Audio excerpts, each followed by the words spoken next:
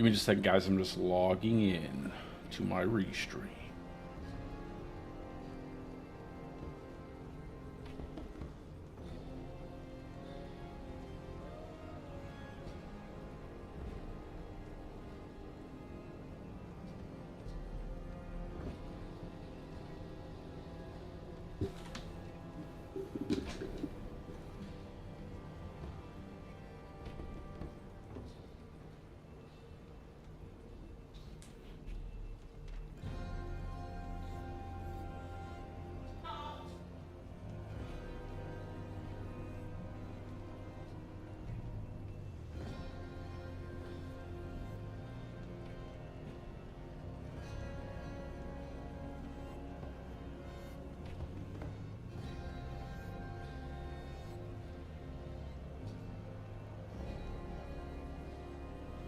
Alrighty, let's go. I think we are all set. We finally have all of our glyphs unlocked. And all of their bonuses unlocked as well. I'm still kind of iffy on whether I want to go Headhunter or not. Over something like Dominate or Earth and Sky over Fang and Claw, or, you know. But that's really like a negligible difference between damage. I think my skill tree's pretty good. Alright, let's do... I'm only missing a couple powers. I think I need 3. Yeah, 3 powers. So I've been doing some nightmare dungeons just to finish up the powers. And then...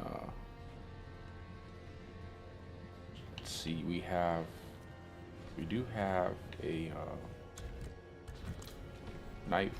Tree Whispers quest there, so we'll try to get through this nightmare dungeon pretty fast. We can get back to the pit and jump in and do that real quick for the Tree Whispers cache. I think that one, and I need one more. Yeah, because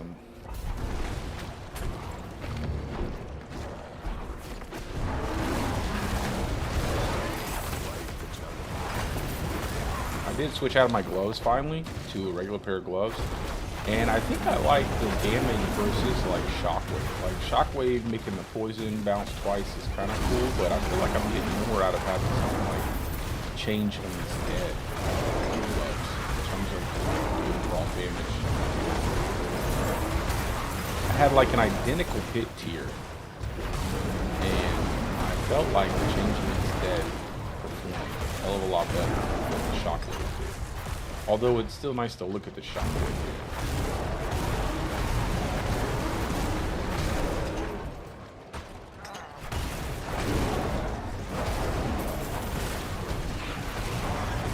I'm still missing a GA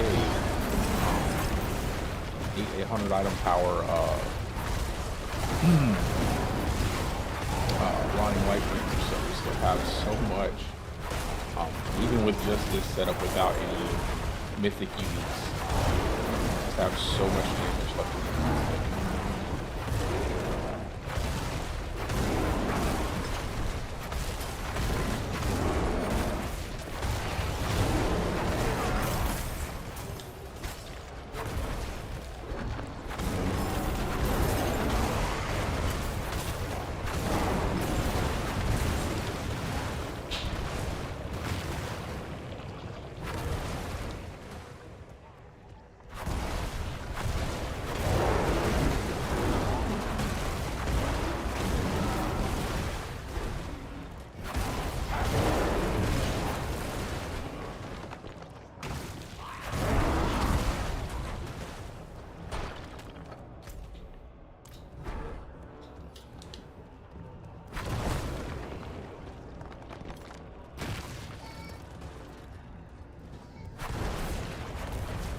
I feel like they would benefit with some like checkpoints that you could teleport to inside of the dungeon, like what PoE2 did when people were complaining about the map size and having to backtrack so much. I feel like they would benefit from that inside of Nightmare Dungeons. I mean, these maps are, you know, they're not huge, but there's still a lot of backtracking that happens, especially now because I really like exploring every little area and seeing, you know, if there's a chest here or if there's a stronghold there. And I think if they added like checkpoints into the maps, and eliminate that backtracking, it would probably be the biggest like change that would make these dungeons even better.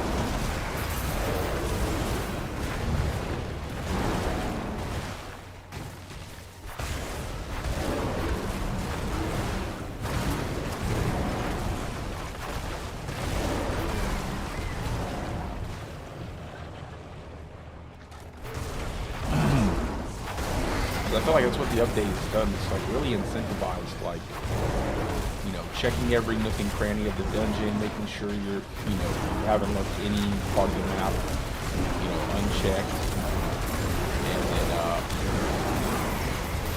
then you go to the next map. And I've just noticed I've had a lot of backtracking in several dungeons.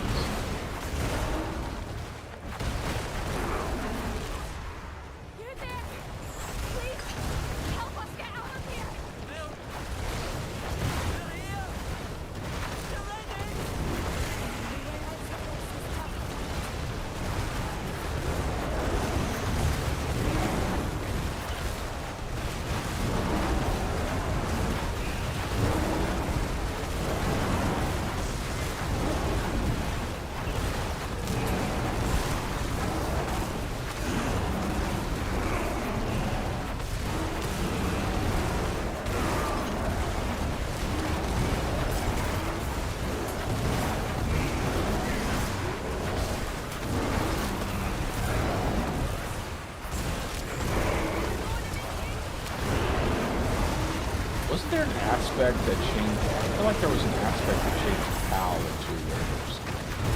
I feel like there was. I know there's one that changes the rotate wolf to a werewolf skin. But I swear there used to be an aspect that did the opposite too for PAL. I wish they would. If there was, I wish that they would come back, because that would be even better for this setup.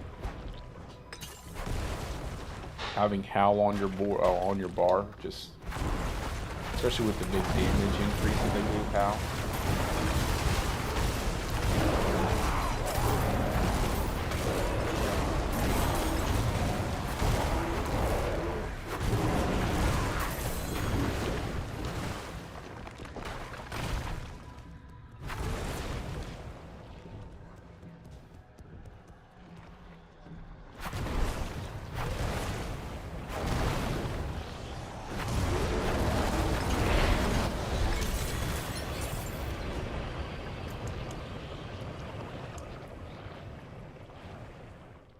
Equipment delve.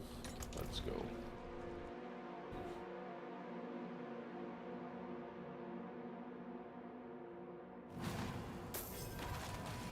Good old equipment delves. I kind of want to have my build video for Pulverize out before this weekend, like tonight maybe. But I just don't have any mythics. I don't think I need mythics though. I can make a nice in-game build with just what I have currently, and then maybe we can follow mythics, as well as like to showcase like clearing nightmare. Pit tiers, which I don't really care too much about, but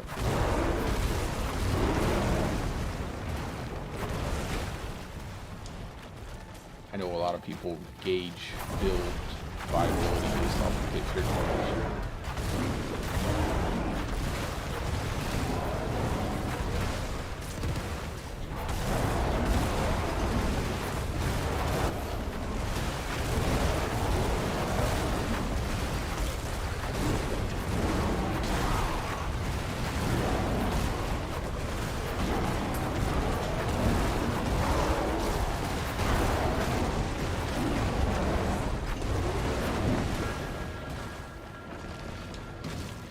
Get in there, bro. Get in that Heraldric portal.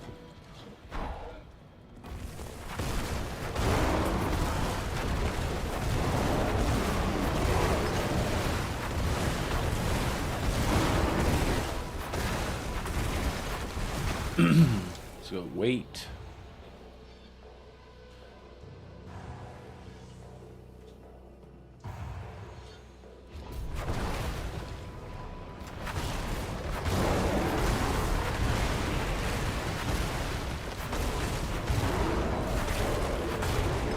I really like these, man.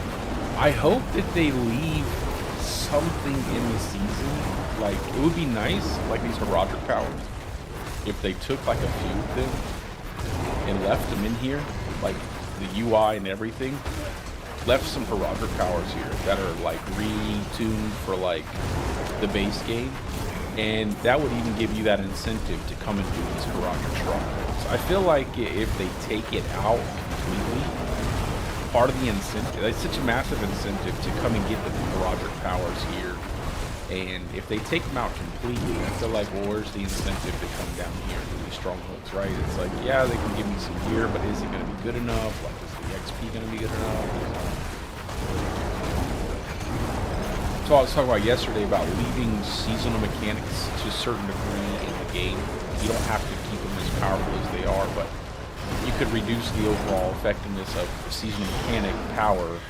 You could take most of them out, leave a few in, keep the UI, and give players a different way of collecting things from previous seasons and each follow-up season. Just add that extra depth to build creation. You know, most of it could just be utility, like this power gives you 10% resource cost reduction. This power gives you access to vulnerability. This power gives you, more movement speed. Maybe one gives you some crit chance or something like that. It doesn't have to be anything crazy, but it just to add that little extra to every single season after the season, having something to actually go back and farm up for your character. Look at that, man. This stuff they made it really easy to unlock these. So I think it's a super underrated season. That's what I think. I think a lot of people, I think the changes that they made to the game overall are absolutely amazing. Like, class balance is probably the best it's ever been. I'm having a blast on my Druid. The uniques they put into the game were actually, like, from my perspective, like the Rotting Lightbringer. After they changed it from the PTR, where it was absolutely terrible, and like, I guess the devs just like took the handcuffs off and made it actually really good. I've been having so much fun. More fun than I thought I was going to have. I didn't really think it was going to be, I, like everyone else, I wasn't too happy with the seasonal mechanic, like being another power and basically being, iterations of powers that we've had previously. But overall, the changes that they've made to the core aspect of the game are really, really good. It feels really good. The class balance feels really good. I'm a Druid main, that's all I play, and I feel like I have so many builds I can make that are going to be really good, that are going to scale into high tier pits like Pit 100 plus, and that the builds that are the best builds aren't really that far and away from those A tier, B tier builds, and maybe to a lesser degree B tier builds, because obviously that's a pretty significant damage drop off, but you should still be able to do tier 4 content with B tier builds pretty easily if you invest in those builds. But yeah, I think overall it's heavily underrated. I think because it's coming off the back of season 8, which was a power season, that's probably why most of it is most people are really kind of unhappy. But I think the season mechanic actually adds a little bit more depth. There's a lot of utility with these powers, like movement speed, access to vulnerability, access to crit chance, access to different, resource cost reduction or resource generation, resistances, and damage reduction. And it's not so much a direct increase to the player power. So you're not going to get like an insane amount of damage out of these like you were getting in Season 7 and Season 8. But you will see a difference if you do go with damage. And there's some nice give and take. Like, one of the gems is give you like 20% more elemental damage, but makes you take 10% more elemental damage. So I like stuff like that. So it's a little bit better in terms of like how they design them. But it's just not new. It's just not new. Yeah, if you're new to the Druid, it can be a little bit, you know, a little bit of a learning curve. But you know, it's pretty. I would say once you get your kind of like bearing, it's pretty straightforward overall.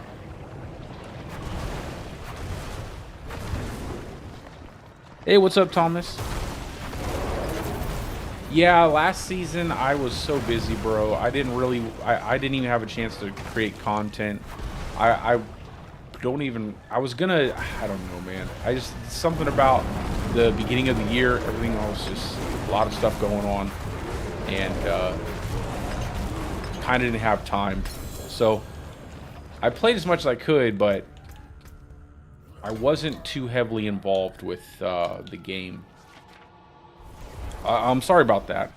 But this season, I'm actually, things have kind of calmed down. I have a little bit, you know, better, little smoother time getting into streaming and content creation and stuff like that. So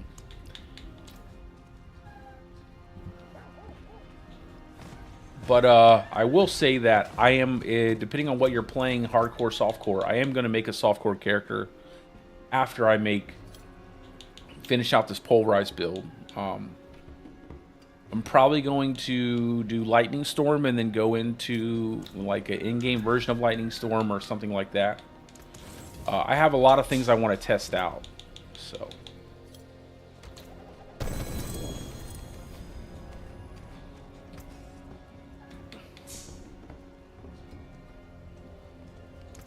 I'll keep my forge hot.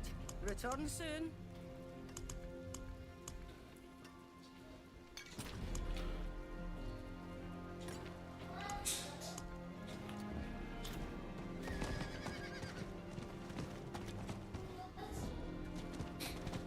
Yo, I don't blame you.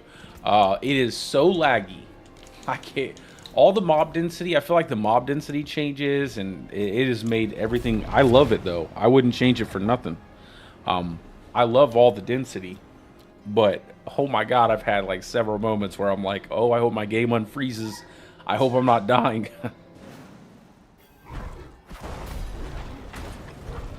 Like there just now.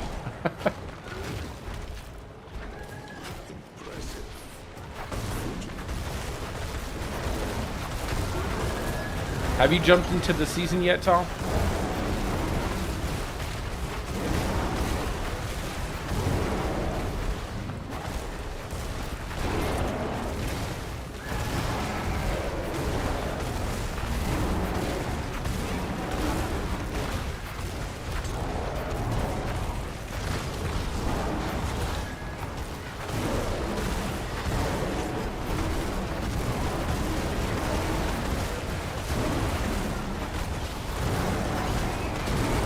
I've been messaging the community manager and been like, tell them do not nerf Rotting Lightbringer. Don't nerf it. This thing is so badass. Like, tell them to use it as an example of how to make a badass unique, because this is exactly what we need when we get a unique item.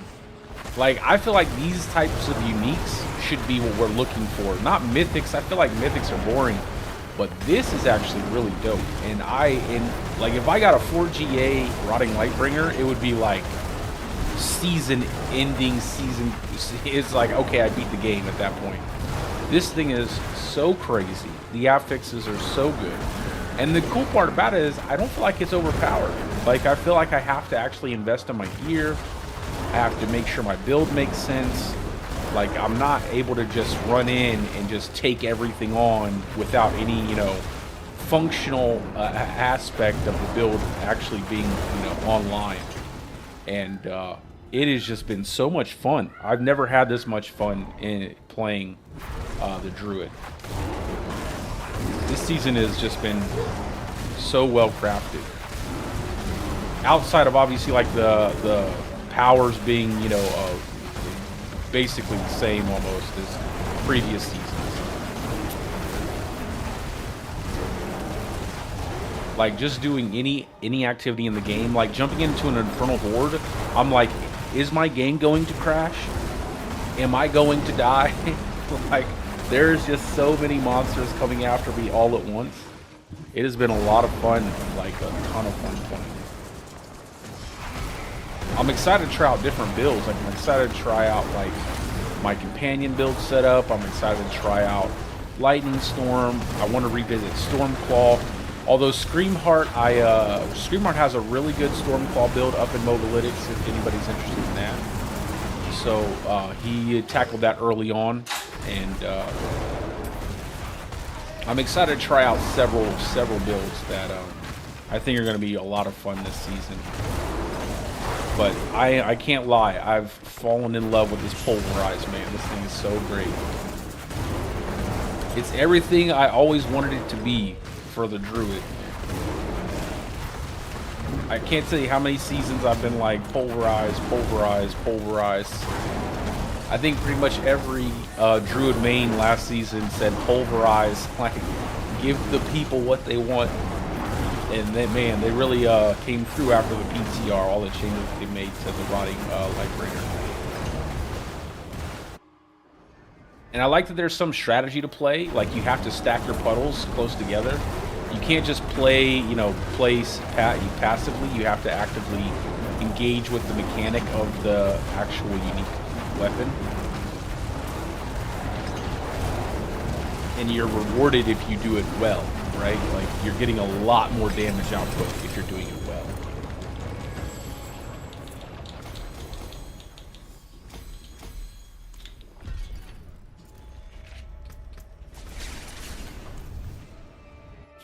I went the wrong direction there.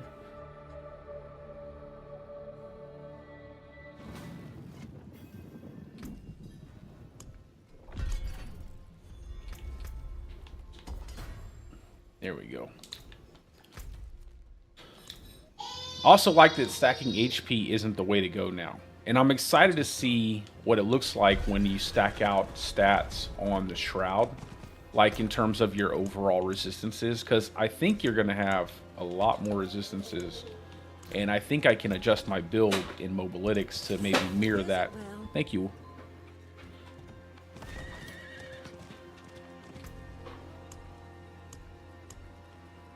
Let's see. Let's get back to doing. I only have like 2 more powers. I'm missing the floaty bobble. And then Jagged Bramble. So, need to get these 2. And I'm a little... You gonna take my drink?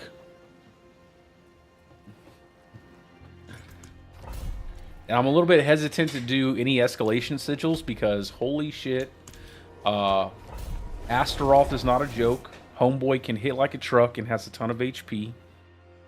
I absolutely love it.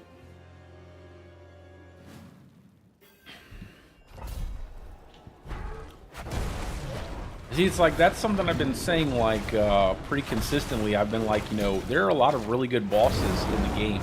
I honestly did not know how the devs were going to be able to design quality in-game content with how the meta was structured previously, with how much damage people were putting out.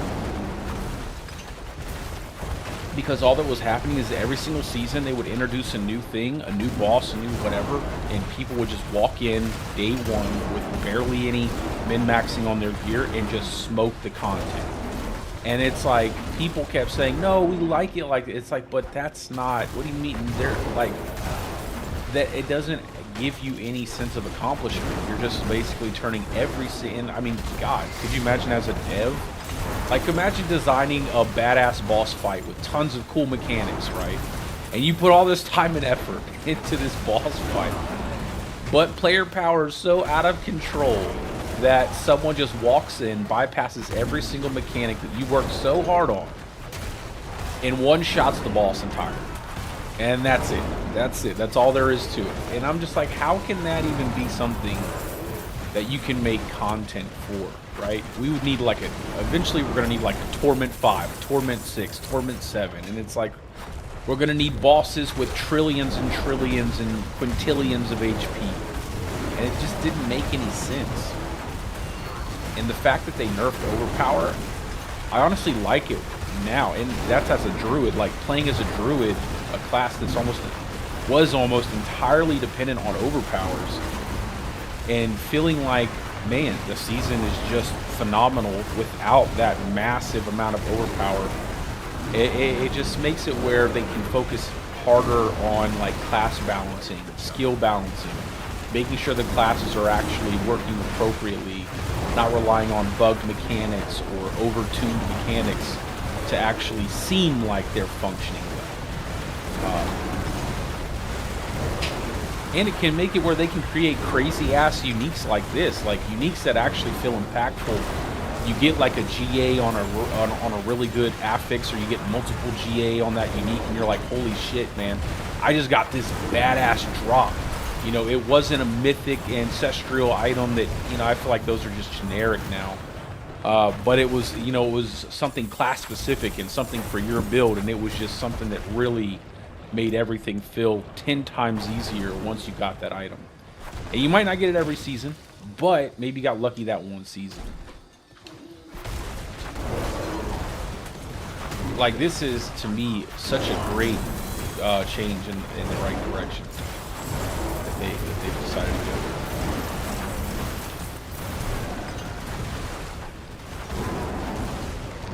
I hope to see. I don't know how much more player power they should take down. I don't think they should go too crazy after the overpower nerf. I think tier 4 content is properly balanced. I think bosses are properly balanced.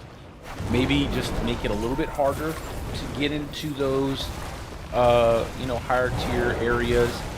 And you can do that through just juicing up the bosses if you want to. Just juicing up the content a little bit. Not a lot, but maybe a little bit.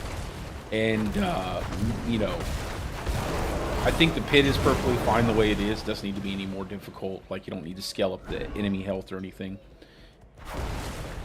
And I think there's enough tiers that if there is a bug, you know, and as long as it isn't one of those crazy-ass bugs that, you know, give you an infinite damage number, that it shouldn't really, you know, go too crazy.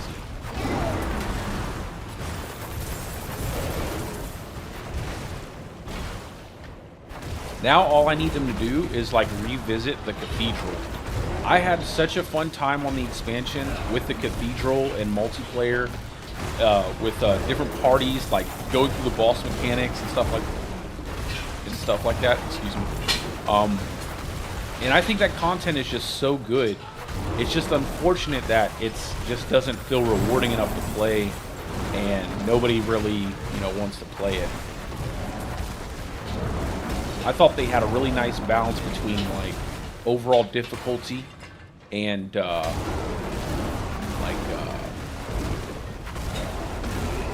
like the difficulty and the learning curve of the content. I felt like it was pretty well balanced. Relax, man.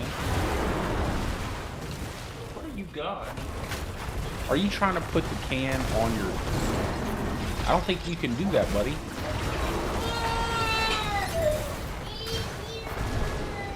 Don't get mad about it.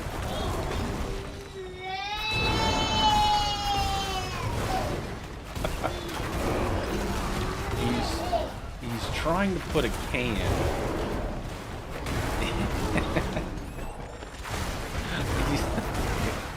Babe, he's trying to put the can on his little toy thing.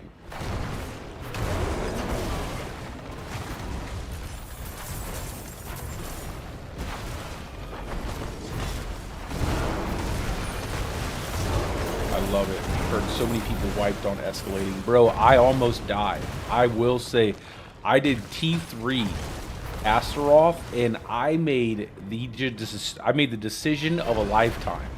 Right before I went in to fight the boss, I swapped my boon over to give me more HP on my Eagle setup, and oh my god, it was the best decision of my life. I almost died. I was on a sliver of HP, spamming potions like crazy. And if I had not done that before that boss fight, you would not be watching me play this Druid right now. I would be starting over fresh. It was such a... It was crazy. That is a fun boss fight. Alright, so...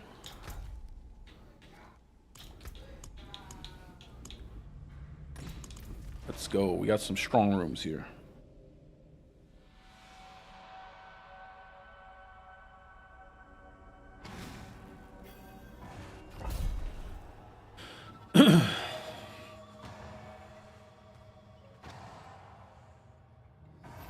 All right.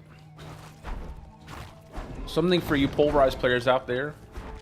If you forget to build up your heightened senses quick shift buff before going into pulverize, you can emote, and that will turn you into a human, and then you get your stacks that way while you're inside of Grizzly Ridge.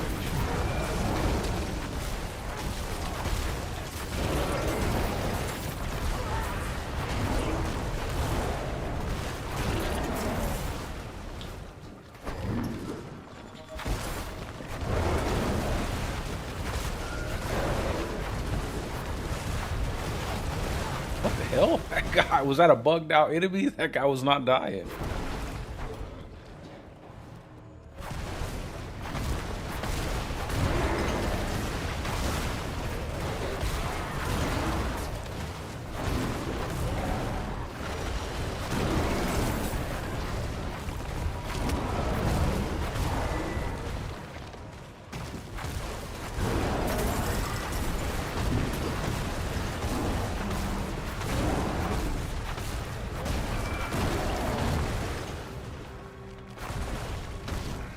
Killers are likely still about.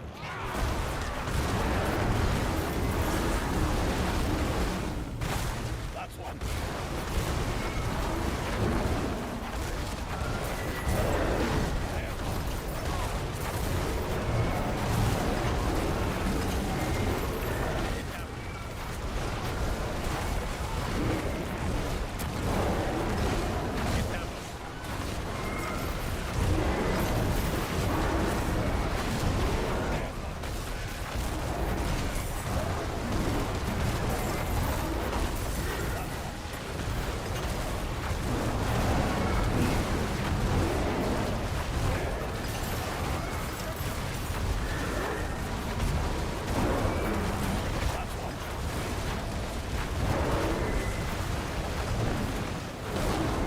Now I feel like they just need to juice up these, they just need to juice up the events inside the dungeons a little bit. Like, make them a little bit more worthwhile to spend that time. Because I like doing those events in the dungeon. It feels nice to find, like, an event, stop, do the event. I think maybe they need to add a little more XP overall to the dungeons still.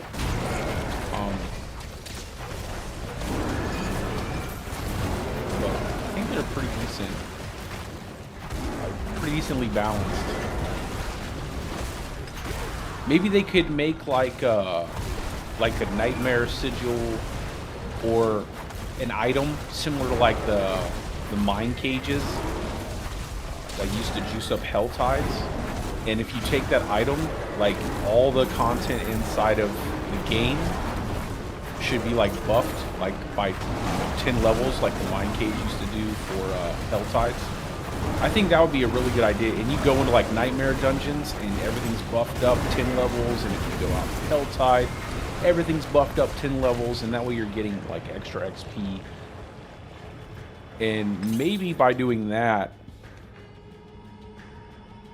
they could you know, avoid adding a torment difficulty or something like that to the game. And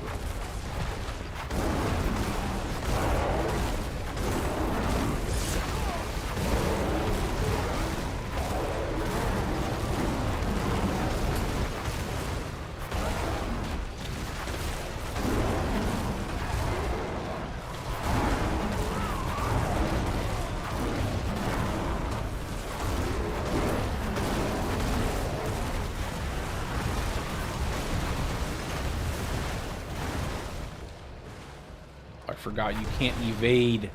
Don't evade when you have this one on.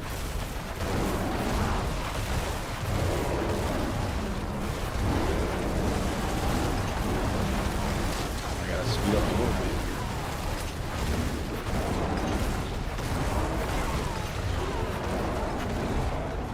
Oh, I didn't do it.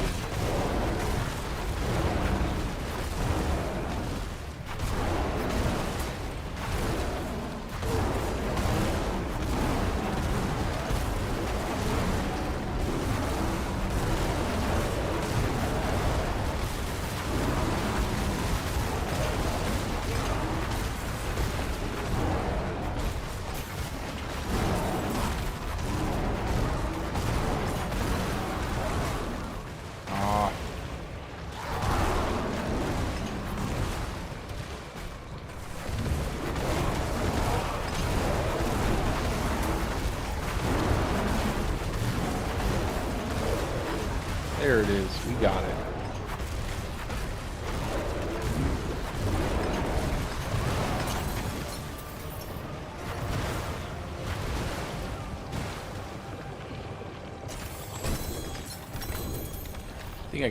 I think I got a power.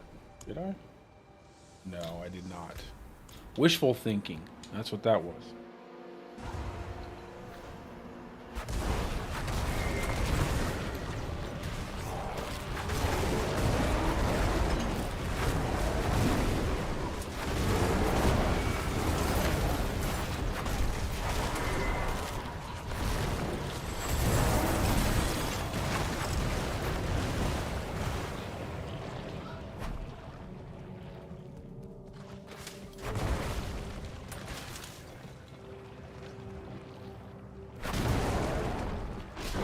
Why can we not climb the wall then bear forth?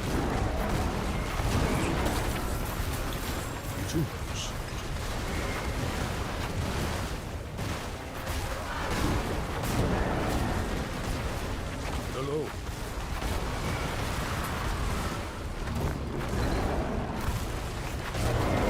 Dropped an animus back here.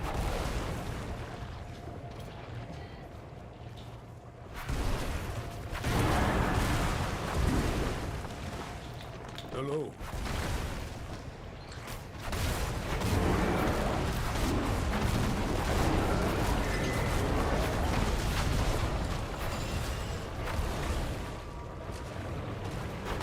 Now, typically these take you into the same exact stronghold. I wonder if they hotfixed that. I did not take a chance. I did not take the time to look at the patch notes to see if they hotfixed it to where it took it to a different one. I'm kind of interested to see if it now takes you into a second stronghold. Because previously what would happen is it would take you into the same exact stronghold that you already did. And then when you exited through the portal, it would take you all the way back to the previous stronghold access point that you initially accessed when you went to map. And that's what happened, but I don't know if they've updated it, so let's see what happens. Yeah, that's exactly what happened. So they gotta fix that. That's super annoying. And this is gonna put me right back at the first access point when I exit this portal. Yeah.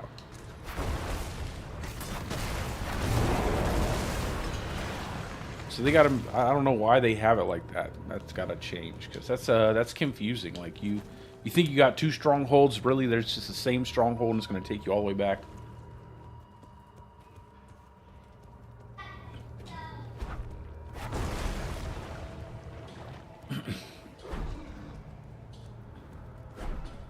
And now I'm out of my grizzly rage.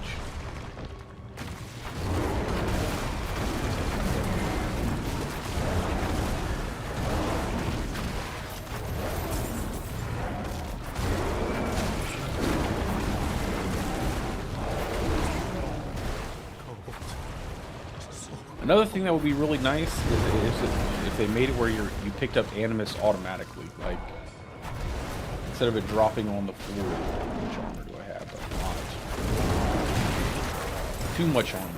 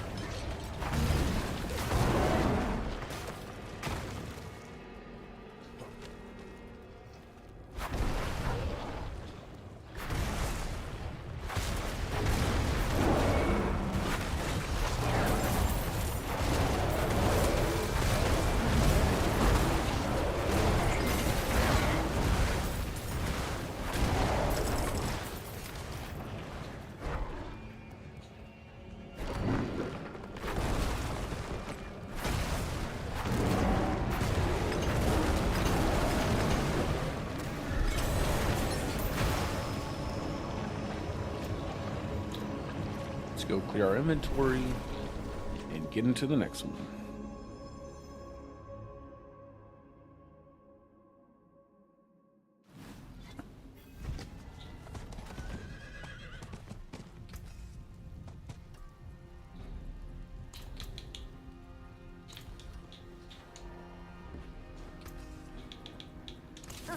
What's left, you ask?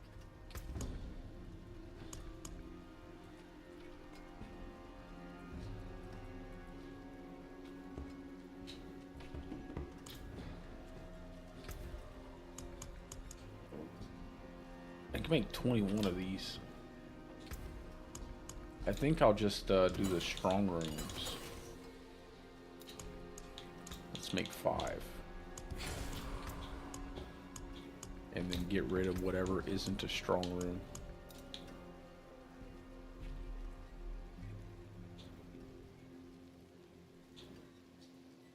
Oh, these are actually good dungeons, though. I like these dungeons. Okay. Well, some of these are good dungeons, so... We're definitely doing the deserted underpass.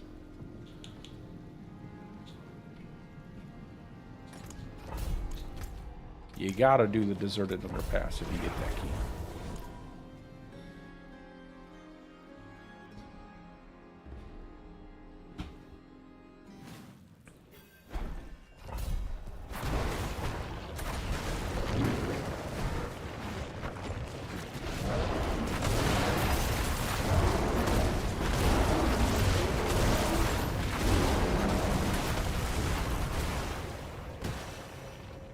And these XP orbs, those should be automatic pickups too. Like they just go to the character and they drop. Just increase their pickup radius or something.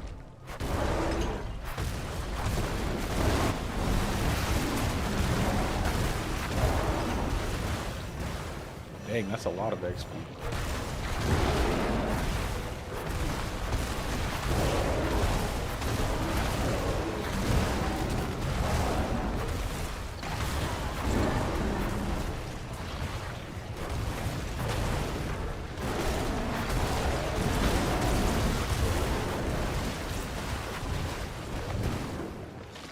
Yes, and the Forgotten Wells. Let's go.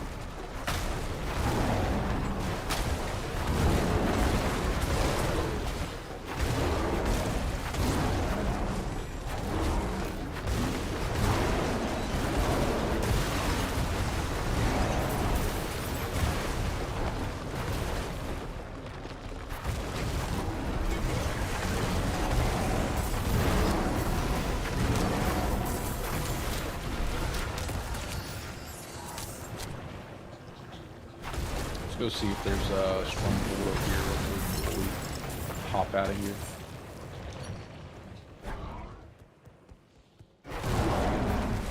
Oh, it's an event. Spiders.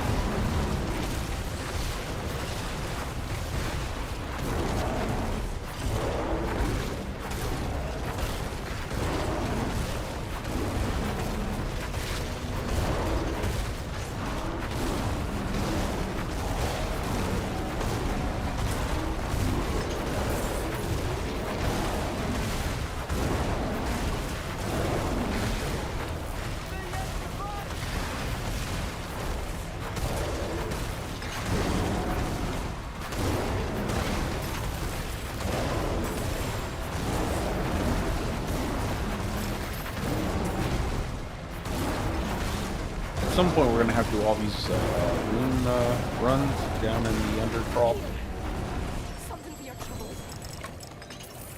because I desperately need to get runes so I can craft my mythics.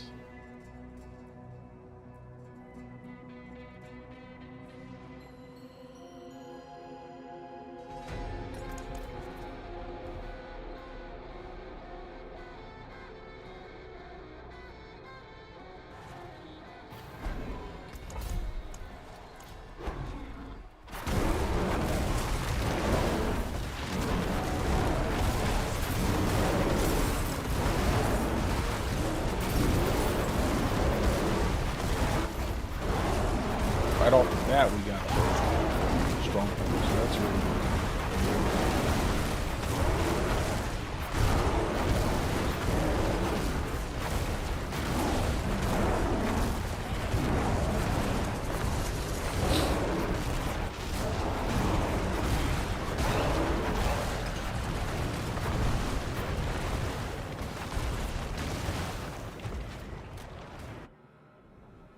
I also got to check my reward board to see if I have a bunch of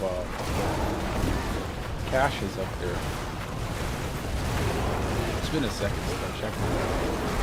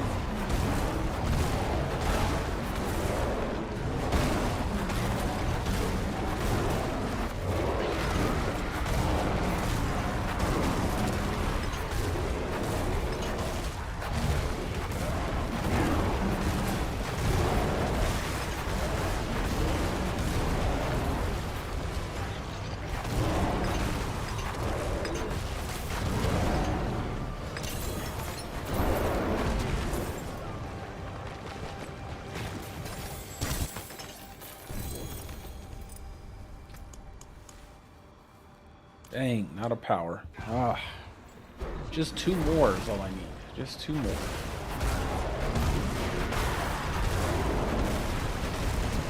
And then I'll probably be doing, I'm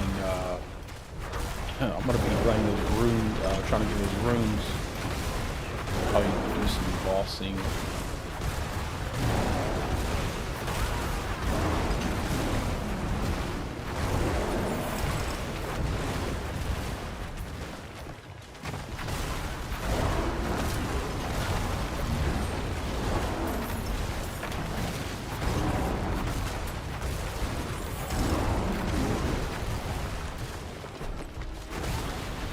I like these Herodic gem affixes on the sigils, because you get a mix of gems instead of just like one flat type of gem. Like amethyst, rubies, you get a bundle of different gems.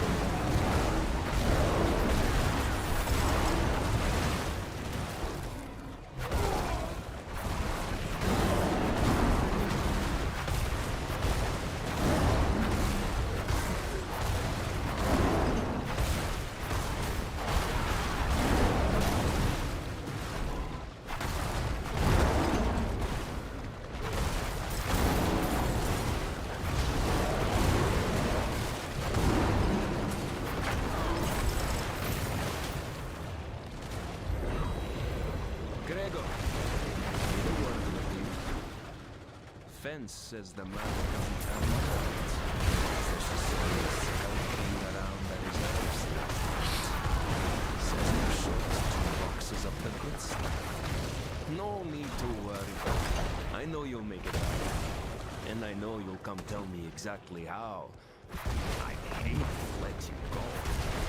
The wargs like you, my friend. But they like fresh meat too. Think of it.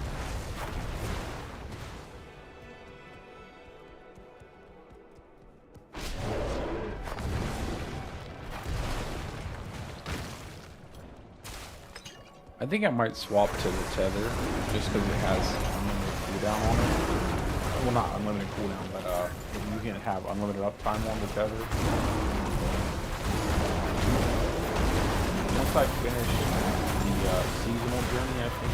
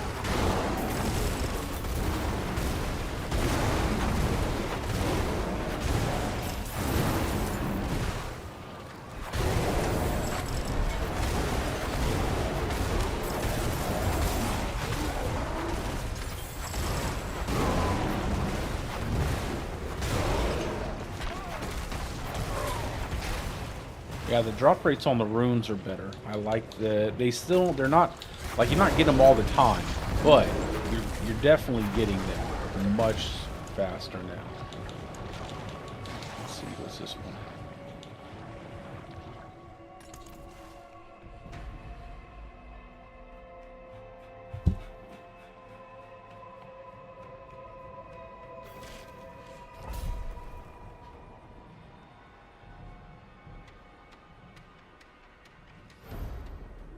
All right.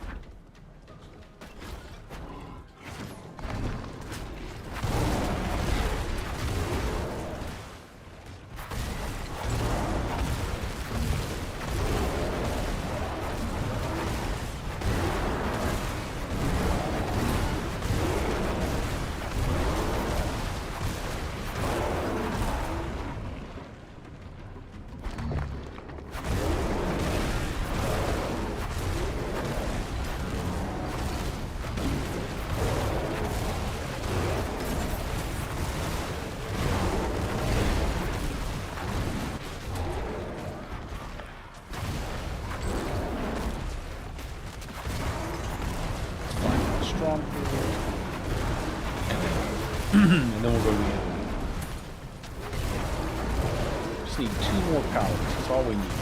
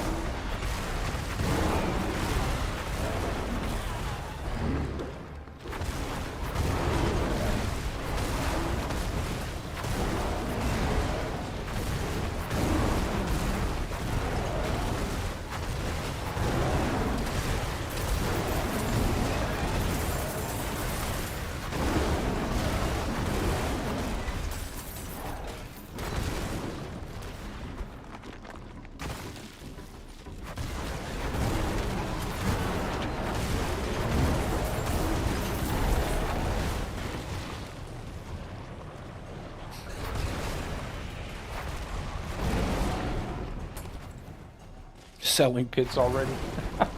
Selling 65 pits, 750 mil. My boy's ready. He said, I got the deal. Fortunate timing. Let's see who can hunt the most meat. Most pounds wins. Winner picks the dinner menu.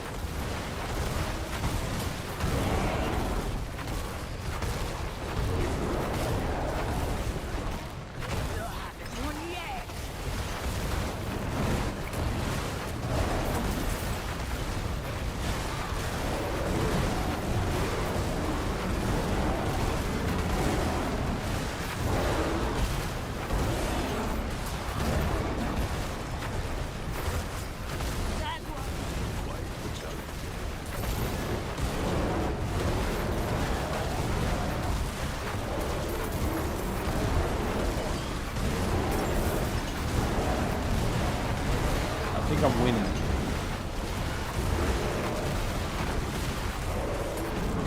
That one was going to be mine.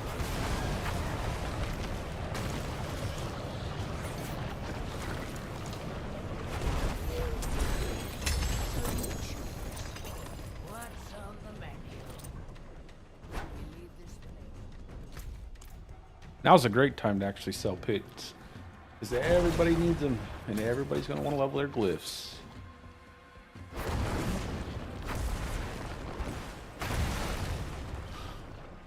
Not just that, but I'm still leveling my glyphs. I might sell some pits. Not really. I ain't got time for that.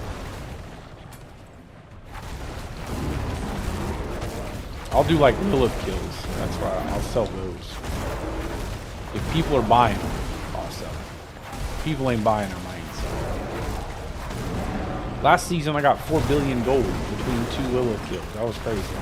I don't know what it was. I don't know what was going on, but somebody, probably people who had bought money, like bought gold with money, just won the Lilith kill. And so, lo and behold, your boy made 4 billion gold selling 2 Lilith kills. Easiest money of my life. Easy as gold.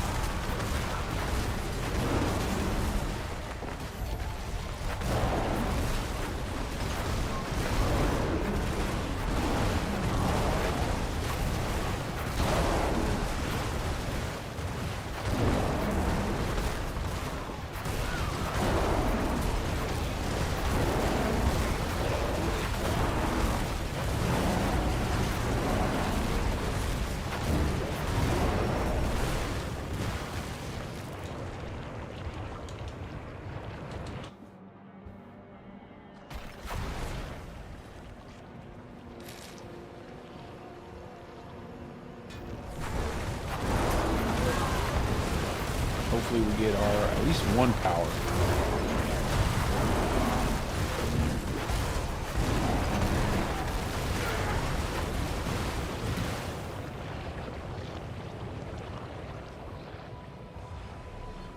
You can't hold both these idols.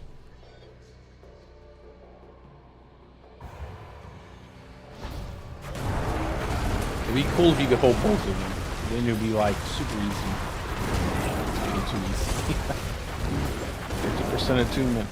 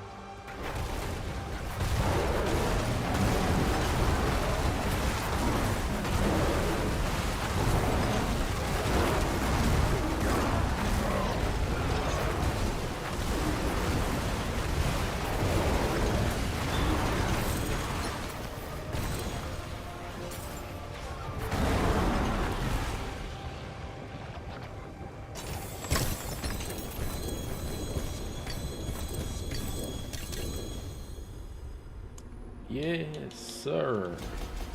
All right, just one more power. That's all we need. Pick up this set of boots.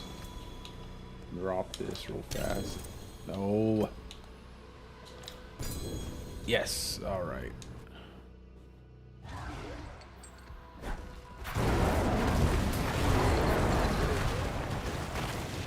Let's just finish out this area because we're right here.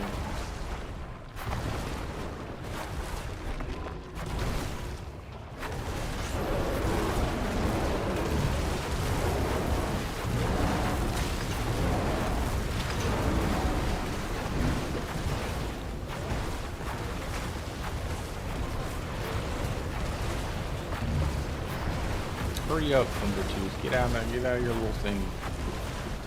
Stop doing all this.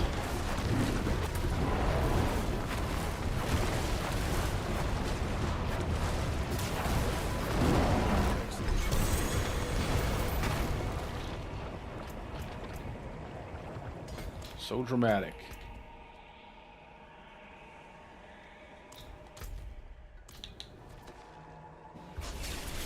Look at all those resistance caps. So nice to have that. Oh. All right, what do we got? Max life boots. Bad. Not good. Not good. That's fine. We'll keep this. We'll keep the boots too. Someone might need those boots. I forge more than horseshoes and nails. What do you need?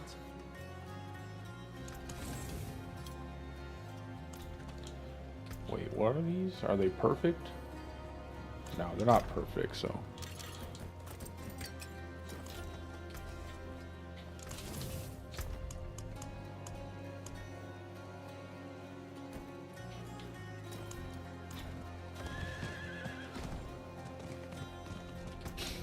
All right.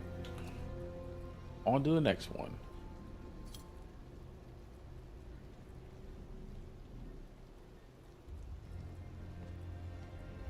We'll do the gold reserve. I like the gold reserve. It's actually a decent amount of gold. Like, I have done 0 trading and I have accumulated a pretty sizable amount of gold. I'm pretty I think they have a nice balance there that you might not even have to engage with like player trading, which is always a good thing. Oh, those are perfect too. Gotta get the perfect ones. Use it well.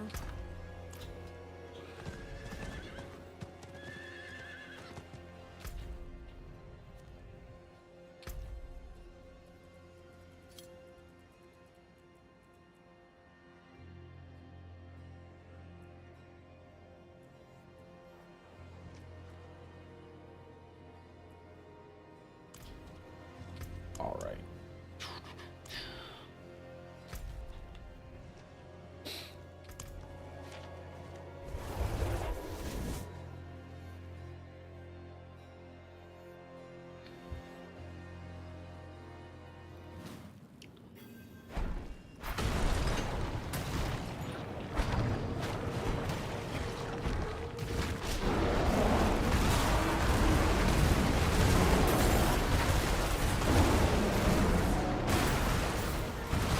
The lag is real. I might turn down the graphical settings. Maybe that'll help with all the models.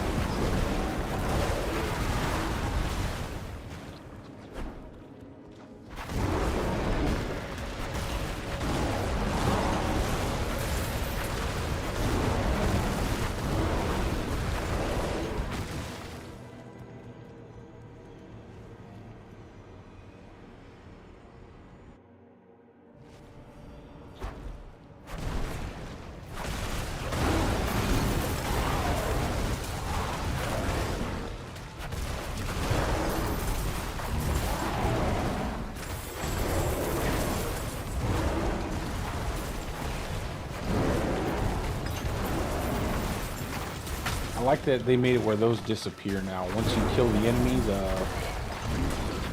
Fire bombs disappear. I also gotta check to make sure my seasonal journey. After I finish this one, I'm gonna look at my journal to make sure that I haven't completed that journey yet.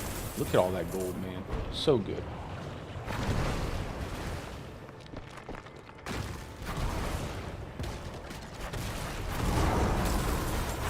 Like, you could definitely just gold farm these keys.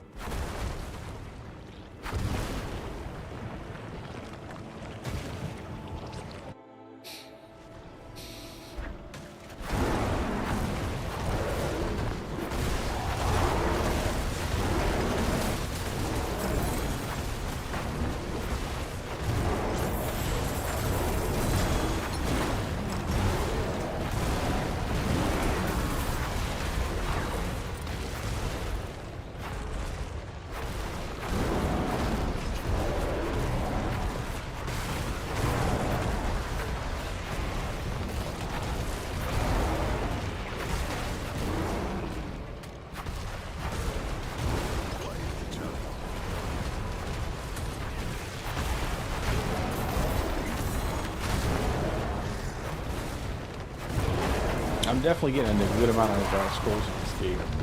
I think that's it. They're at a good place.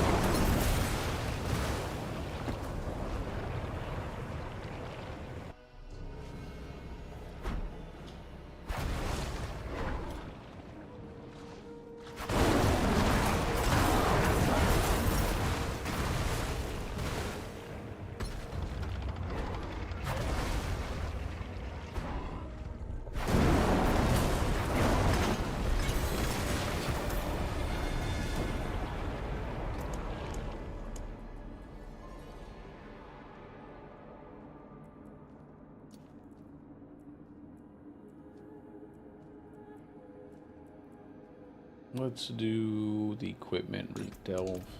Holdstone is a pretty decent, lengthy dungeon. Chances of there being a stronghold within there is pretty high.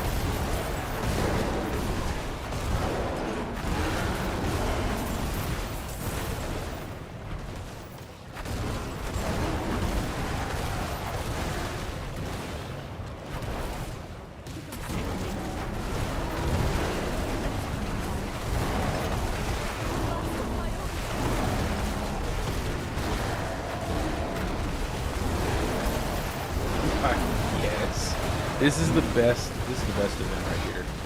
When you get all these satyrs spawning.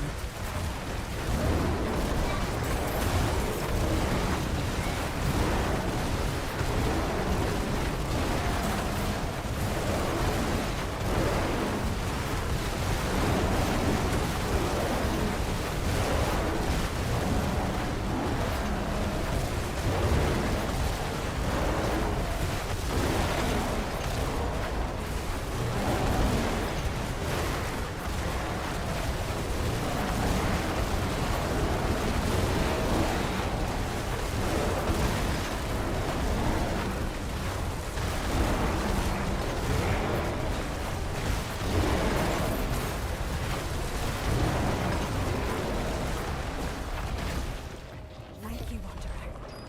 Without you, I'd be dead. Think I can manage for you?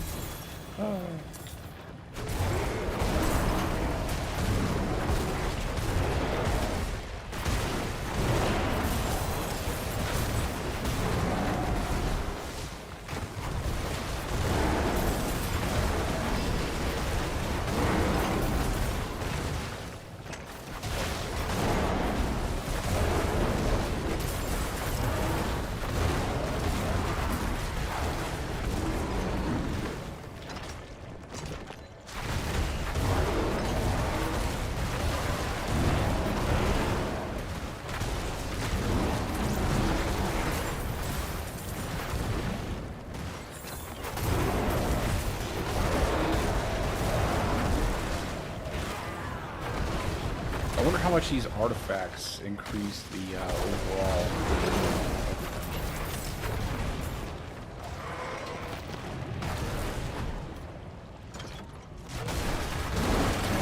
So I feel like there's a lot of them in here.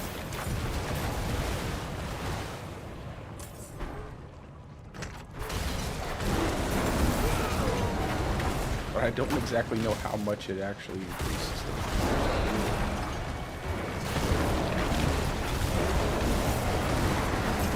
We'll see, I guess. I haven't been paying attention.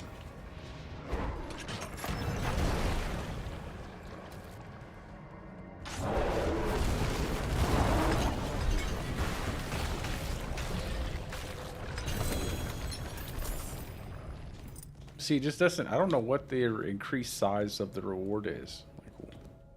Like, maybe that's bugged. I don't know. Maybe that's not working like it's supposed to. I don't know what the reward, like, how much did that... Oh, it's the cash. Okay, never mind. Maybe it is. Maybe I'm just like, maybe it's the reward cash. We'll keep that. It's a good staff. Good staff. Oh, pole arm. Never mind.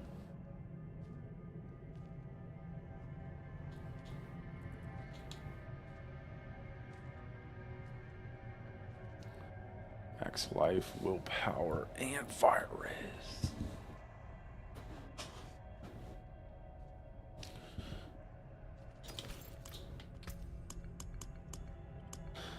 Alright, now let's go on to the next one.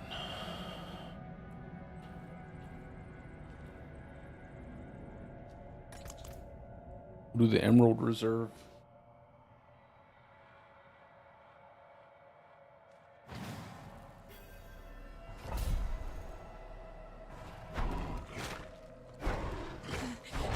Cold.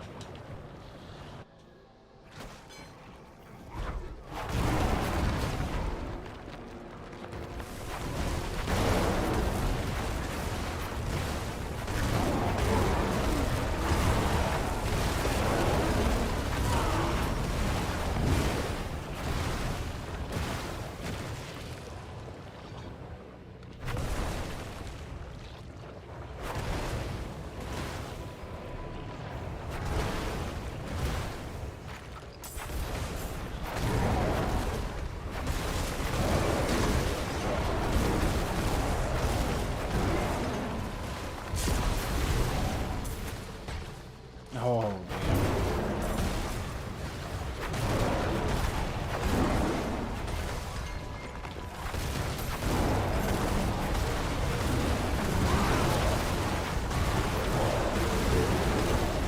Don't evade. Don't evade.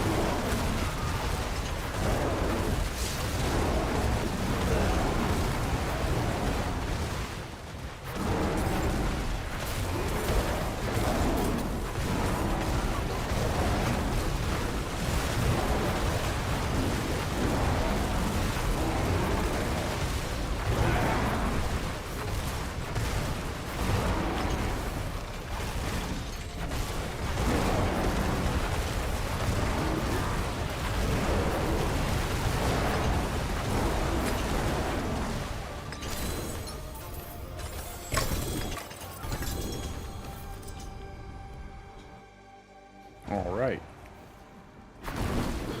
Off we go. With our last power, I think that's our last one, so this is going to be our last gun for the first segment.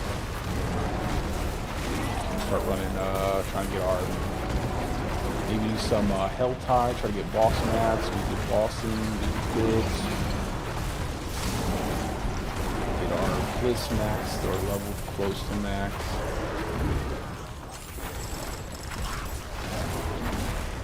Love these,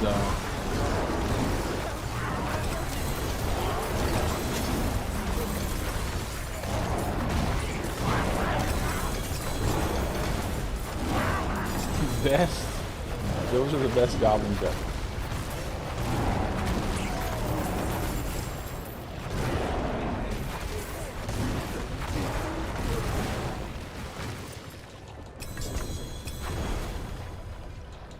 They literally drop a lot of everything.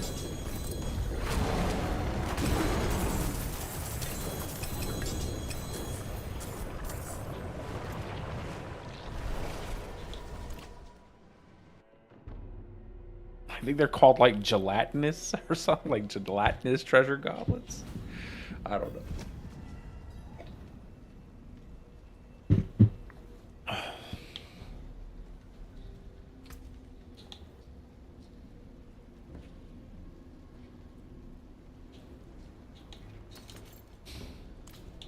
We'll save those pants too. Let's see. 32 and 56. So not the best they can be, so it's okay. Hold on, let me check this ring. Yeah, get rid of that ring. What's left, you ask?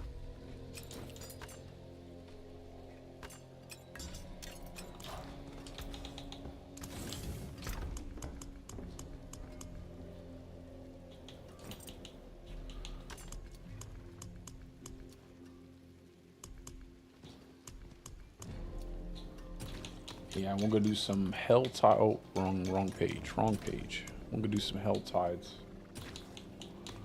and get a bunch of bossing materials. I have a lot of Beast in the Ice. I just don't want to do Beast in the Ice right now. I feel like he would be too much of a pain.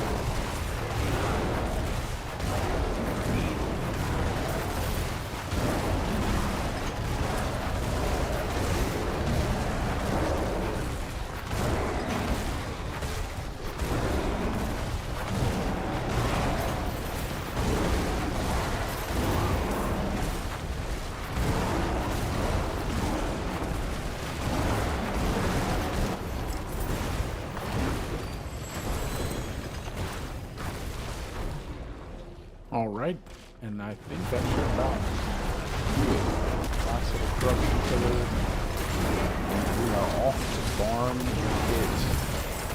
I think I'm gonna level up Earth and Sky, and I'm gonna level up Headhunter as well, just to see, just to make sure that one's not better over the other. I think Headhunter might ultimately be better just because of the willpower roll that we have on the staff.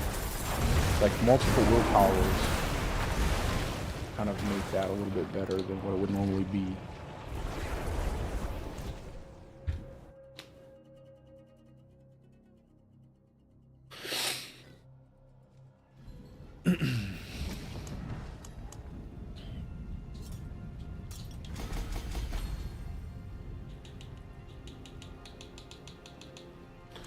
We've caught them all. See some steel you need? I'll keep my forge hot. Let's see, what do my Return pants have? soon. Pulverized size armor.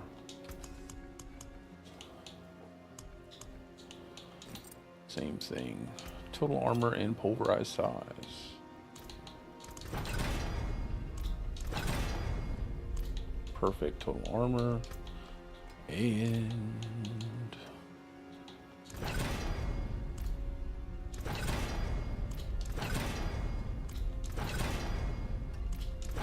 come on, at least give us like a 20 pulverized size.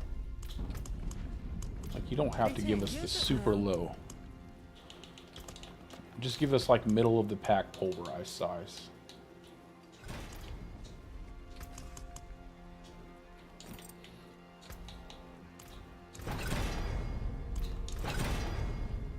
Well, that's good. Really good. And we will hold on to this just in case. Add Earth Sign Horror. Masterful work. Add slots.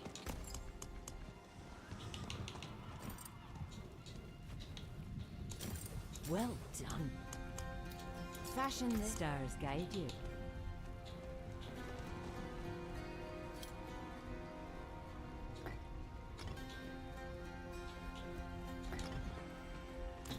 And we are good to go.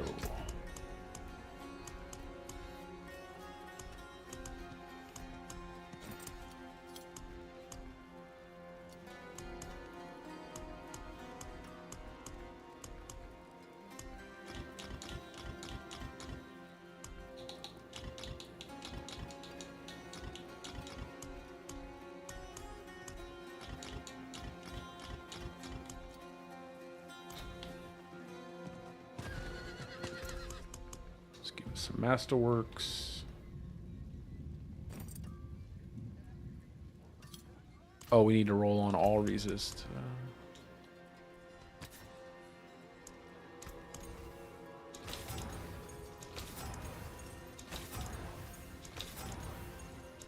How to lose all your gold. Try to get all resist on your gear piece.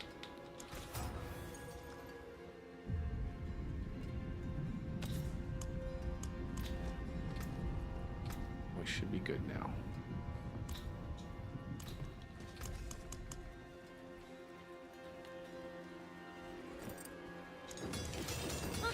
More there than I thought. We don't want total armor. We have so much armor. That's fine. That's fine. That's perfectly fine. We're good with that.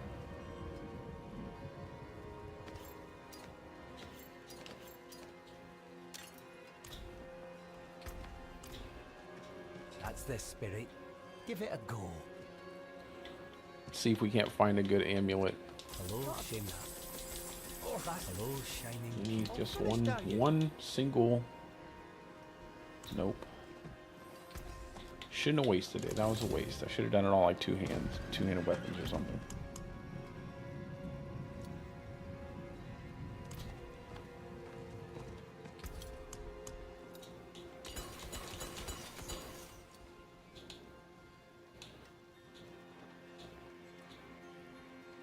We have 2 Obdicite mines, so that's pretty good.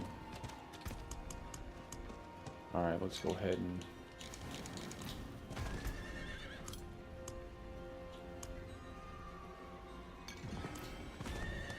toss this extra. We're gonna toss a couple of these. Say like 6 of them into the chest, just in case.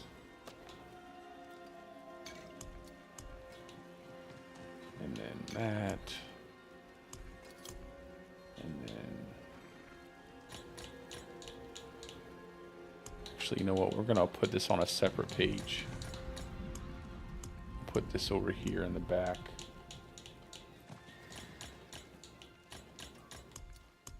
See all of our keys there.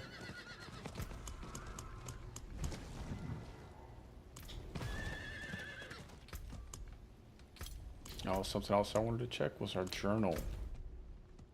Do I need to swap a power? Let's see, how many do we... Oh, we're 9 out of 10. So we just got to do one more with Chilling Winds. Then we'll do the Summoner. And then we just have to deactivate with any power. So.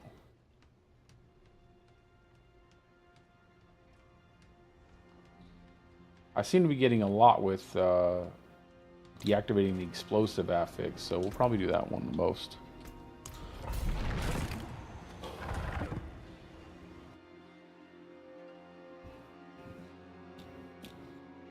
Run a bunch of pits.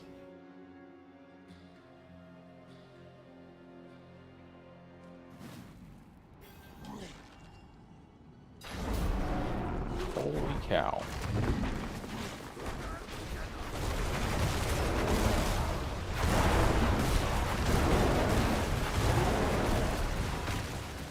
The lag something.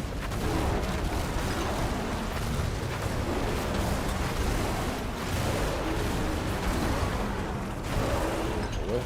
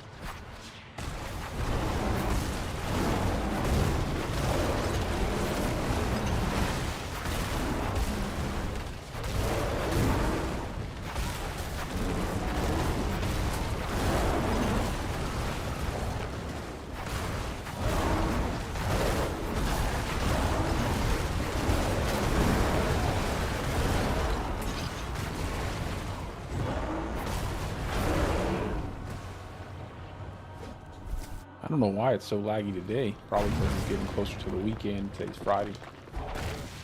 Friday.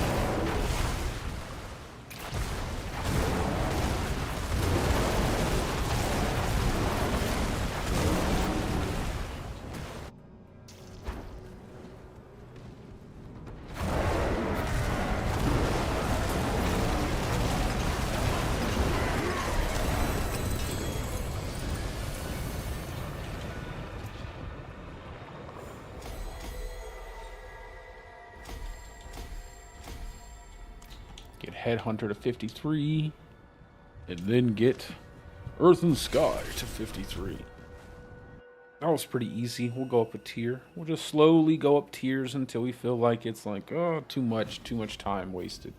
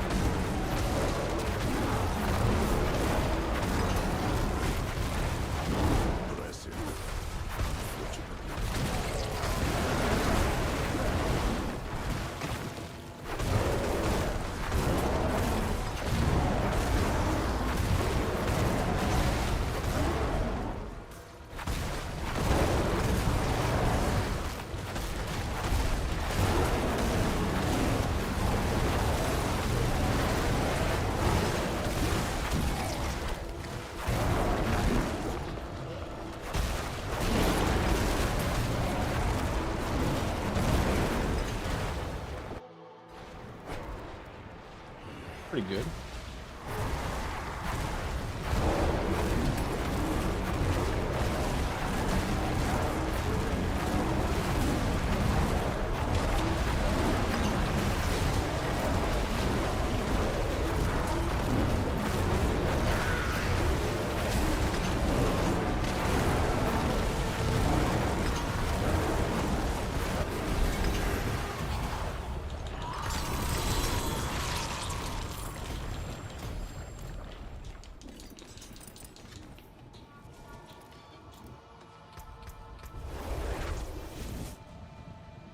We're just stacking out some HP for right now. Like, I could go for damage, but I'd rather go for a little bit of survivability, like HP resistances. Because I will want to ultimately probably transition into a different, you know, setup.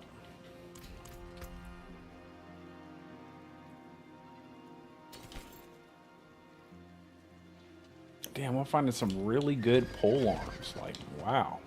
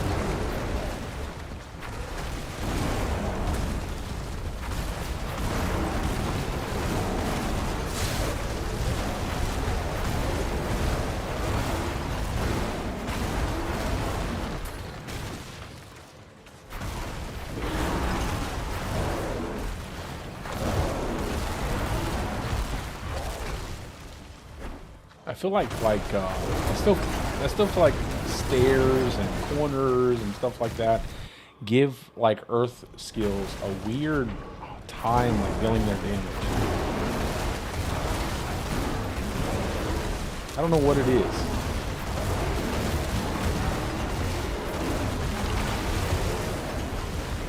It's like certain areas of the terrain can sometimes act really weird with like your skill hitbox.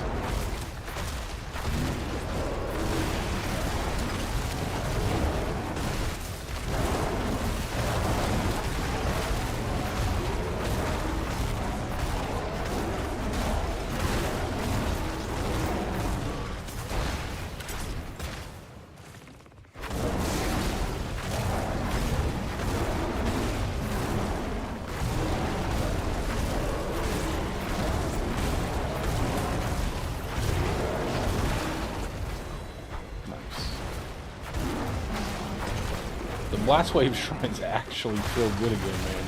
They hit.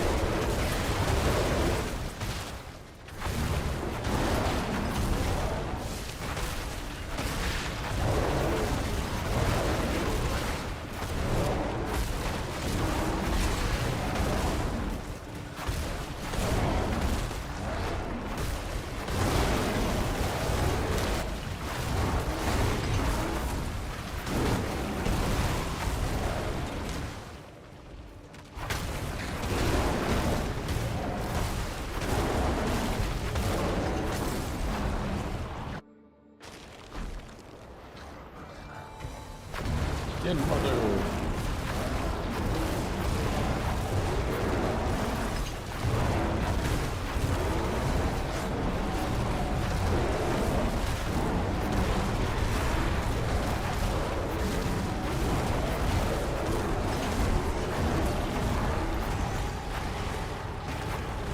Sucks for you, Lilith. I'm unstopped. No more Lilith pools. Oh, that's fun.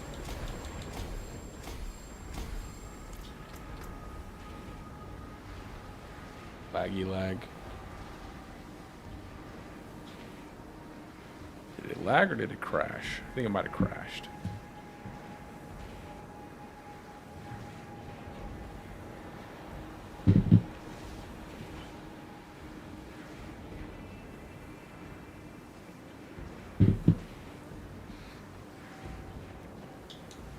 At least it waited to crash till after I got my glyph levels.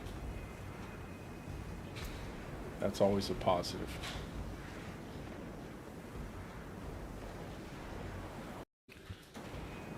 Let me turn this down here. We know.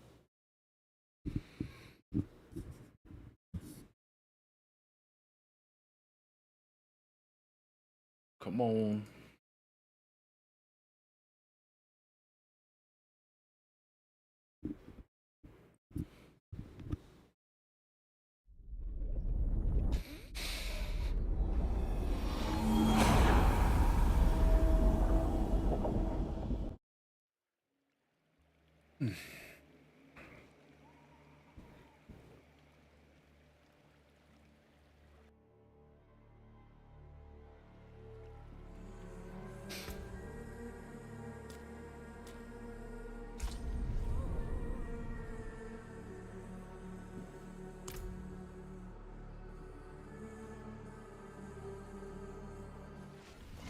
I hope the inn has something to warm me up.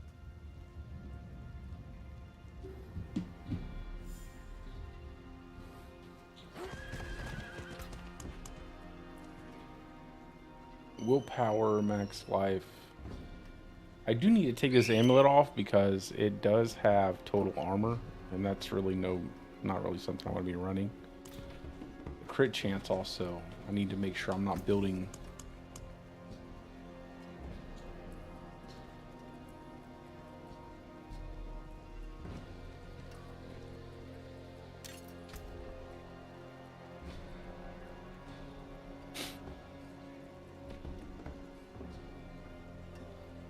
I might get more Grizzly Rage duration, to be honest. Get Shapeshift Finesse instead of Grizzly Rage cooldown.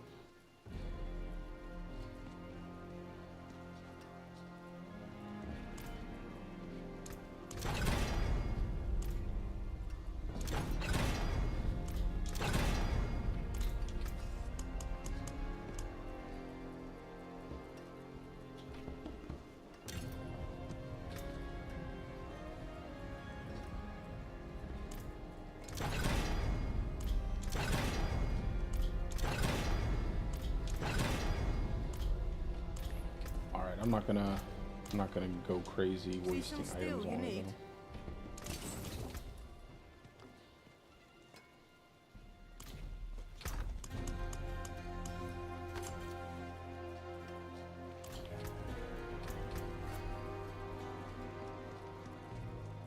Make sure everything's good.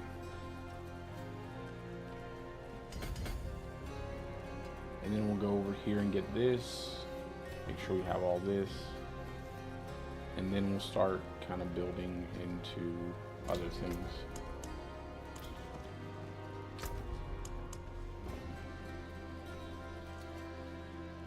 How much do I have? I have a decent amount of boss and mats.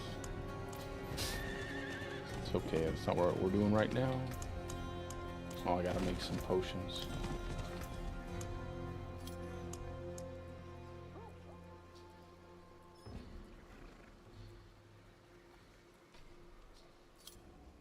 Just looking at all the different potions.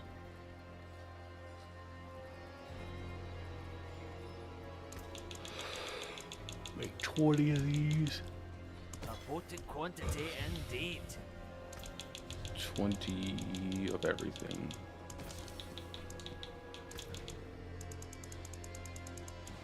Oh, an exquisite concoction. There we go.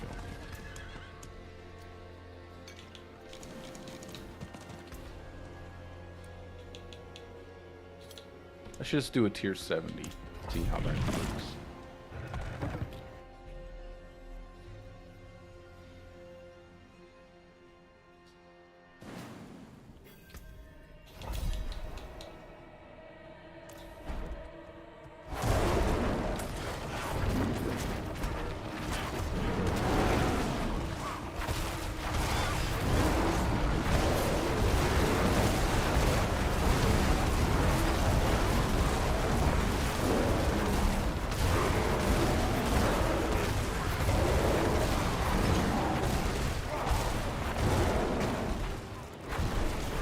far, so good.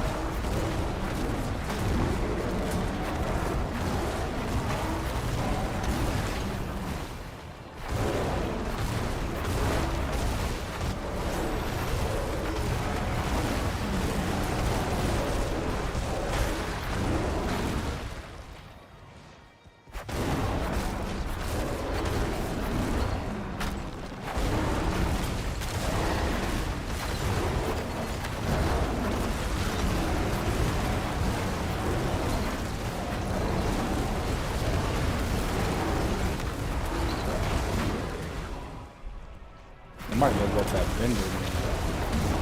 Those points in the double, a chance to get double items from the vendor.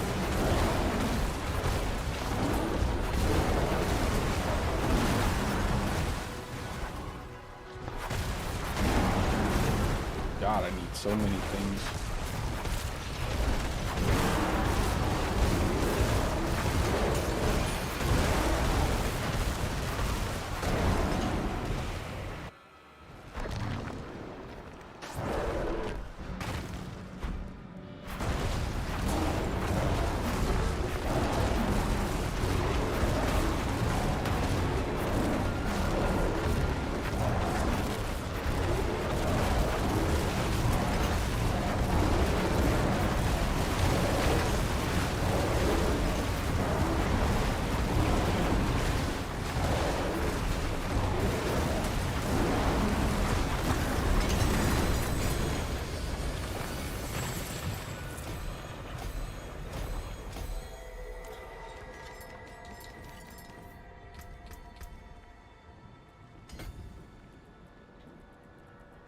Alright, now let's try out.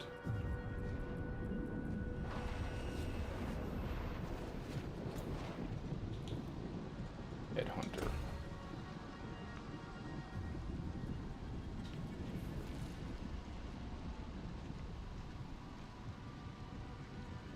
How much full power am I getting?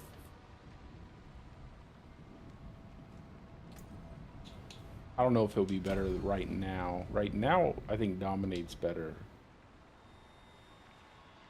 because of the passive. Later, when I have everything, I think Headhunter might be better. And then we're gonna do Earth and Sky next.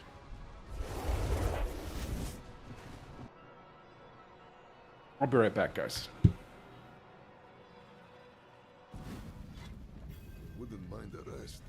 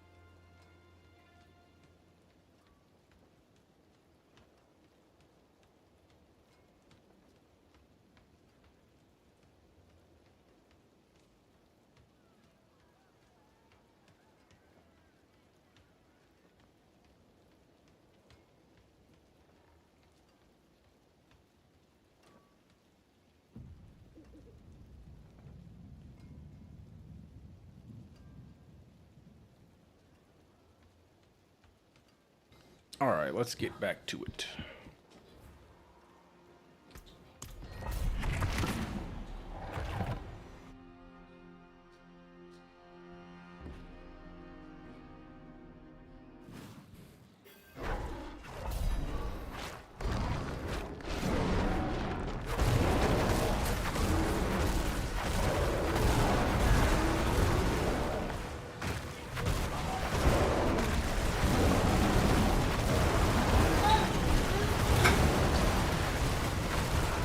You okay? What's the matter? Oh. You can have the drink if you want, buddy. Take it. Take it. Here. Don't gotta get upset about it. You can have my drink.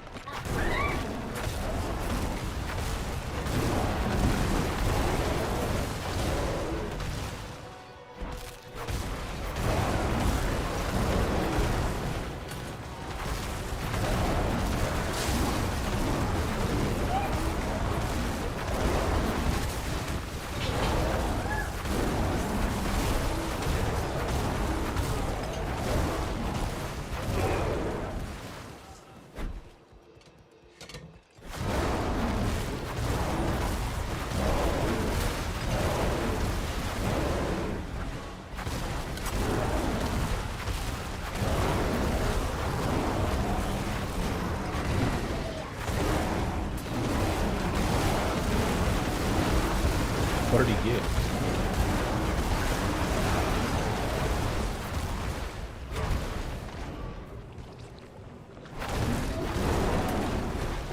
He's playing with kids love those little foam.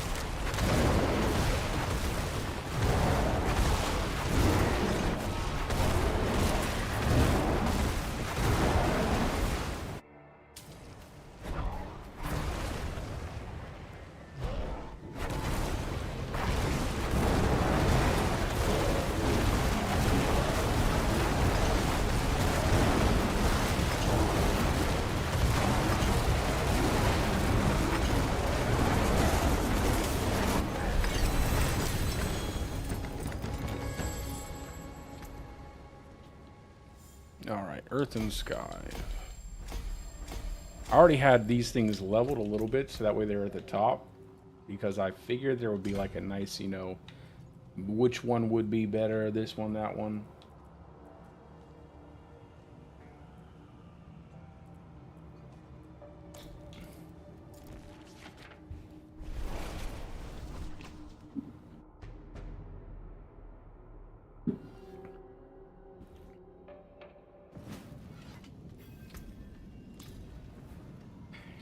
And then once we get that done, then we'll try to get, hopefully we can get lucky today and get a first mythic item. I doubt it though.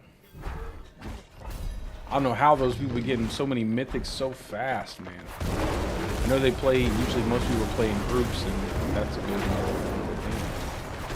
Get several mythics, like a whole page of mythics.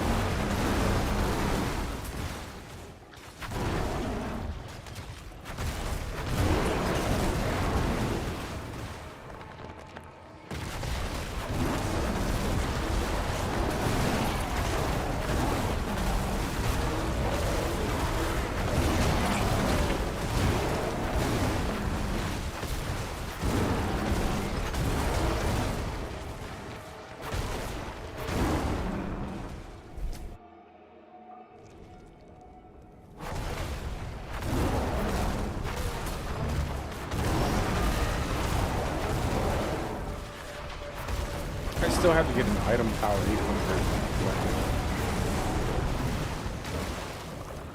I really do hope whatever, God, I've probably said it a million times, if I do get one, I hope the drop of passive is good. I really do. It's gonna suck if I finally get an 800 power level. Rotting library. It's like, I'll stick with my second.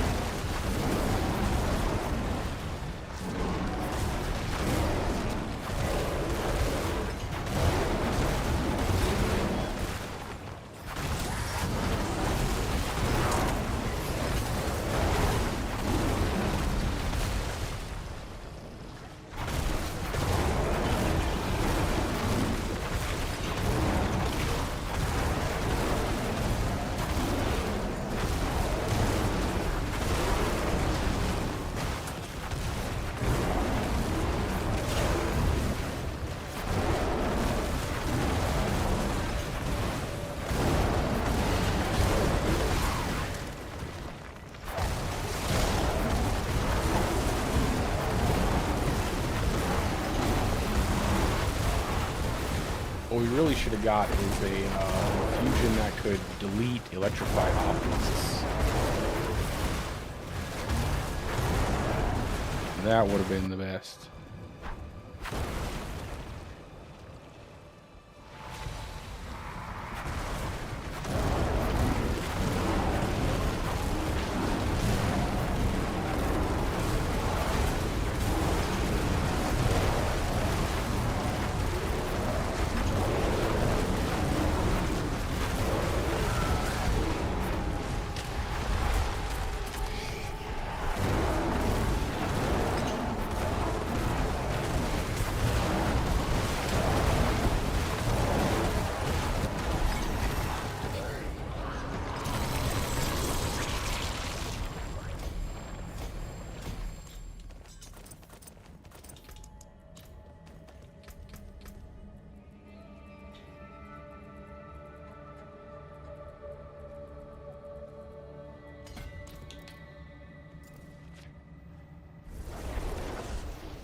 Nice. Nice. I'm telling you, man, you're not going to regret it. You're not going to regret it. Do you got a Rotting Lightbringer? If you don't have one, I will, I'll give you one. I don't have any 800s, but I have 750s. I have a few 750s that I saved just in case anybody needed one.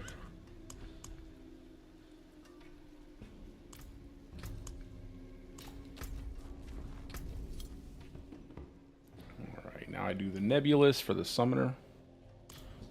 Yeah, I'm at pit 70 pretty easily. Like it's, I'm farming it right now. I still only have the 750 weapon. And I'm still like, I mean, I don't have any mythics. Obviously, I don't have any mythics. So, we have a lot of room to grow, and that's pretty... Yeah, you can join in on it. I don't mind. I might back it down just because it might slow the pit clear on 70. I might go like 65. But you can definitely join in. Absolutely, brother.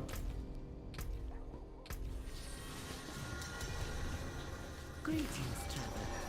Behold the marvelous tales I have to offer. I'm just getting rid of... Oh, let's see what this is. The Spectral Lion. Oh, these are pretty dope. It calls to you. Oh, I actually like that. And with a battle axe, I wish they would make it where your cosmetics that you use...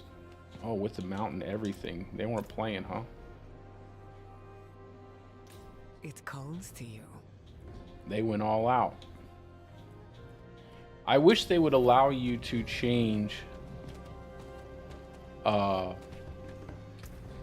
do like, we'll start at 60, I think. We'll start at 60 and we'll work our way up.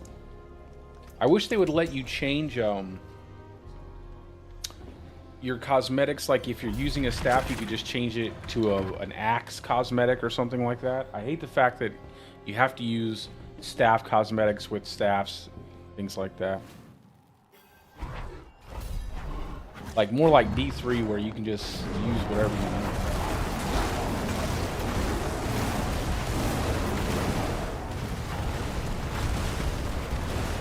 If as long as you don't move when you enter, you shouldn't die. It like gives you a moment where you're like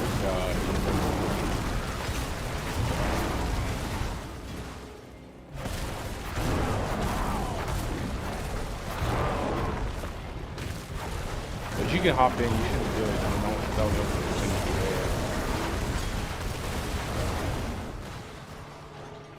just don't move.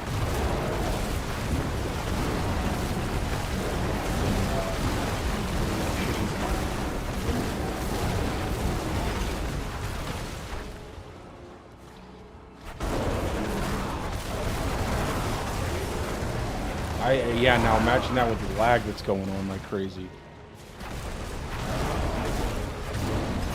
Crazy ass lag.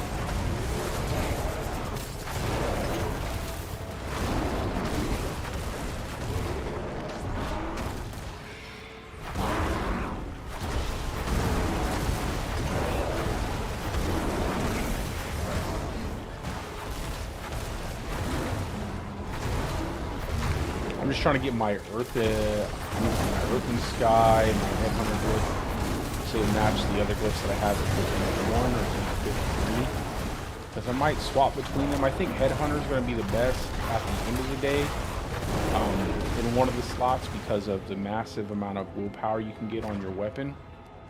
But I'm not sure about Earthen Sky over like Fang and Claw or something like that. Might just be like close to even.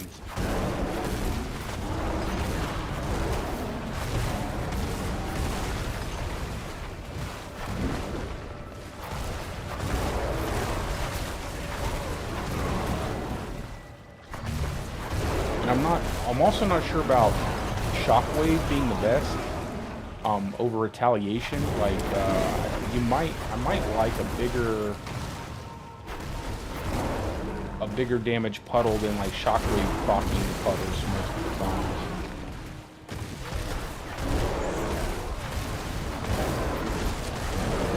we'll see. I clearly don't have like top end gear, so it's kind of hard to know what is going to be the best until I have at least 2 mythics, I'd say, like 2 mythics and at least a decent weapon. Like maybe GA into Pulverize or Willpower would be good with a nice passive.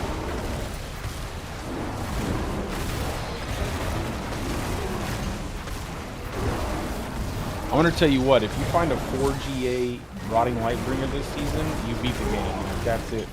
You beat the game, you can turn it off, you can retire from Diablo 4, like it's done.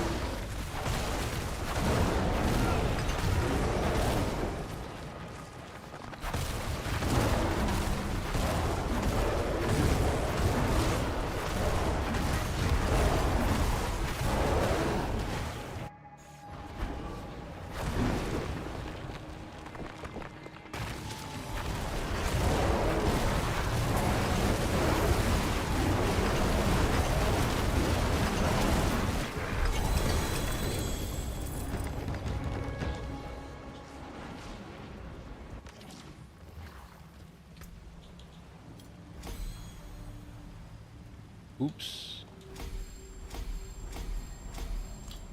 Now I gotta level everything to 54.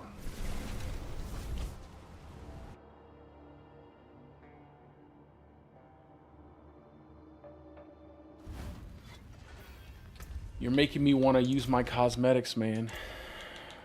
You're making me want to use my cosmetics now.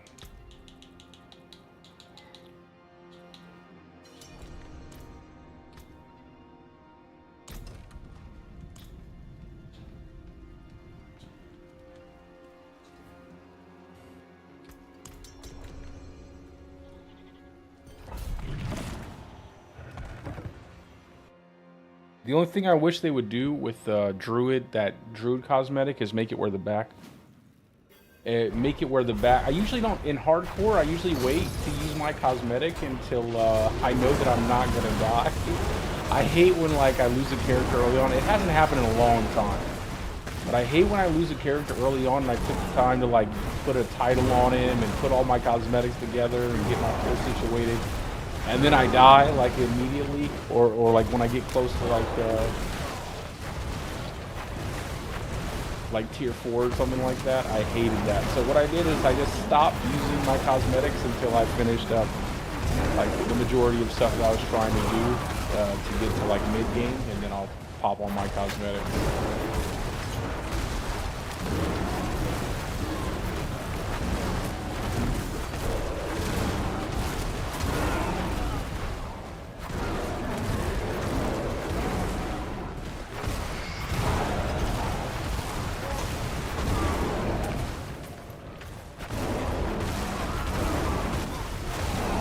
Do you have a Rotting Lightbringer, or do you need one?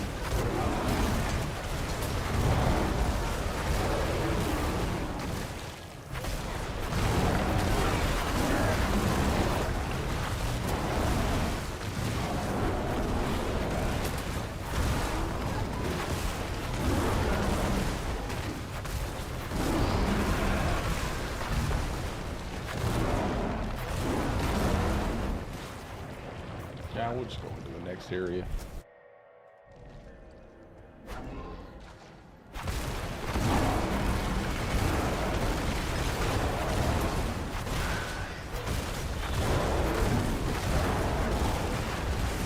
Okay, I will. I'll give you one once we get done with this one. That way you have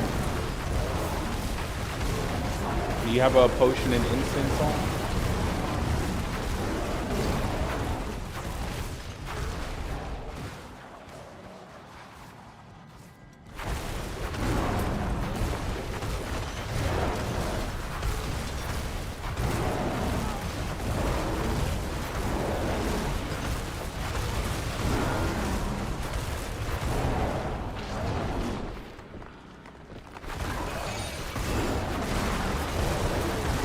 I think I'm gonna stream like maybe a couple more hours. I kind of need to make some videos today. Like I think I'm gonna go ahead and make a build video for this, even though I don't have any mythics. I'll do an update video when I get like the full in-game setup. and I'll probably make a separate planner for like what I'm using to pit push in hardcore. That'll be attached to the primary planner for the in-game setup. And I also I think I want to make a couple videos on like just game stuff with the game, and then I will probably do something with Night Rain. I want to get back. I want to play some Night Rain today off stream. They just released a new boss. I want to kill that thing by myself, solo, no death. Have you played Elden Ring Night Rain yet? I don't know if I asked you that question. I'm getting old, so if I get it, it's like par for the course. Don't tell my wife I said that.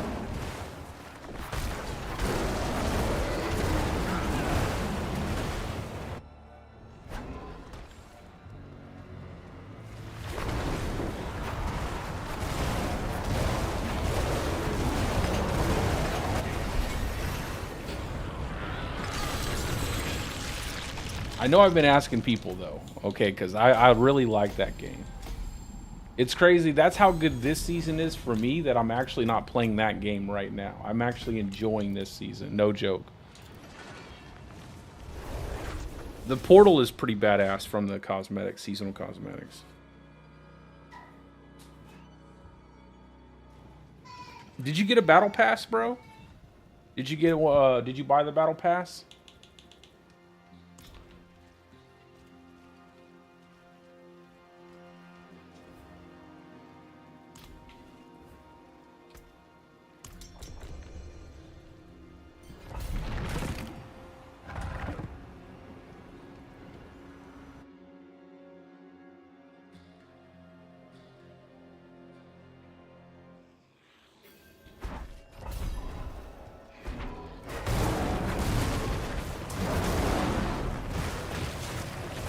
Oh, the cheap one. I was about to say, if you hadn't bought one, I would have. I have an extra code that I got from the Bloodshed and the partner program that they give out every season. I have an extra code for a free upgraded battle pass. Not really. I mean, it's not a. Even buying the battle pass. You bought the game, you bought the expansion, you bought everything, okay? It's not being cheap. It's just, you know, you're still giving money to the game. That's all that matters. You're supporting the game. A lot of good stuff that's coming. I'm actually hearing some, like, stuff coming out of the Discord. A lot of really interesting things that are coming up that I think the players are going to be really happy about. I mean, I'm pretty happy about this season. I'm pretty, like, seeing the changes they've made this season to the overall game. I'm actually pretty optimistic about what the devs are doing, because I think they got a handle on the game now. And that big overpower nerf, them just doing that was so, like, instrumental in making this season so good. And seeing them not, like, worry about players giving them a shit about it. Because that's one thing that they kind of made a mistake on in the past, is like they would be so scared to take away player power because players might, you know, pitch a fit, make a big stink about it, and they don't want the headlines. And it's like, bro, the game needed to be adjusted. Like, the player power was crazy out of hand. I mean, I just don't know how you could make in-game content for that. And the fact that they were willing to nerf overpower, like, just doing that makes it where the Astaroth fight, for instance, the brand new Astaroth fight for the dungeons, that is a lot of fun. Like, it's actually scary. I'm even looking at the trade chat. People are talking about, oh, I got wiped there. A lot of players get wiped there. I almost myself died on that fight in Tier 3. Like, just having it like that, and you're actually earning your wins in your boss fights, and it's a little bit harder to get into Tier 4, and you have to earn your gear, and you have to put your build together appropriately for you to actually do what you're supposed to do, and you're not just blindly running through shit, like killing things without even really trying. It's nice to see people having a good time like that.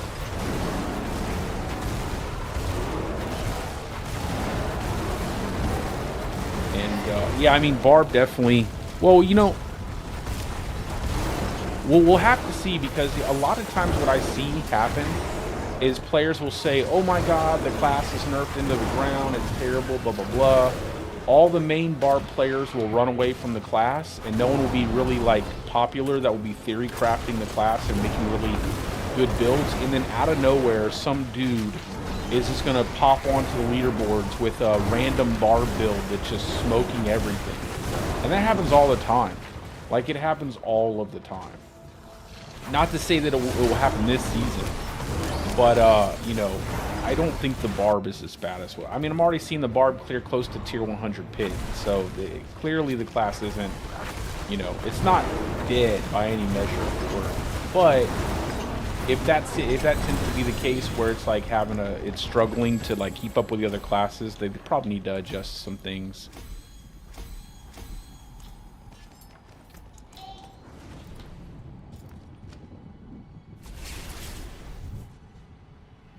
There's too much put into like the popular player's opinion. Like, I feel like a lot of times the most popular players will be so far off of what is actually really good, and then some player no one knows about will come out with this crazy ass build or some kind of setup that just really makes the class look good, and then they're like, you know, it's just kind of like that. I feel like popular people online, their opinions are weighted too heavily. Like, they could have a really dog shit opinion, but because they have a lot of viewers, a lot of subscribers, they will get like a massive wave of people who just like carry that opinion forward. Oh, I'm not forgetting. I forgot that time, but I wouldn't forget to give it to you.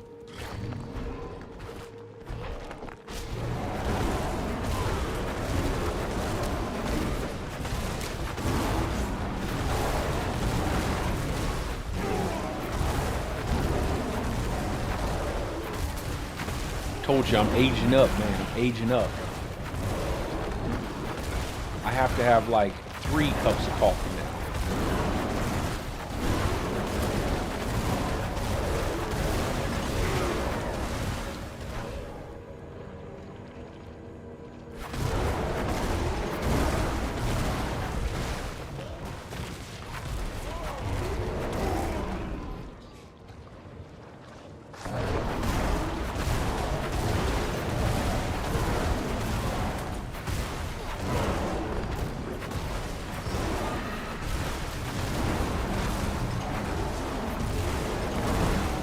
Oh man, I'm totally, you know, that's the sad part is I feel like I might be a little biased because I'm having such a blast with Druid, because this is actually a good season for the Druid, that I might be giving the season more than what it deserves, but I'm willing to accept that. I'm willing to accept that and be biased, because man, I'm absolutely loving this setup, man.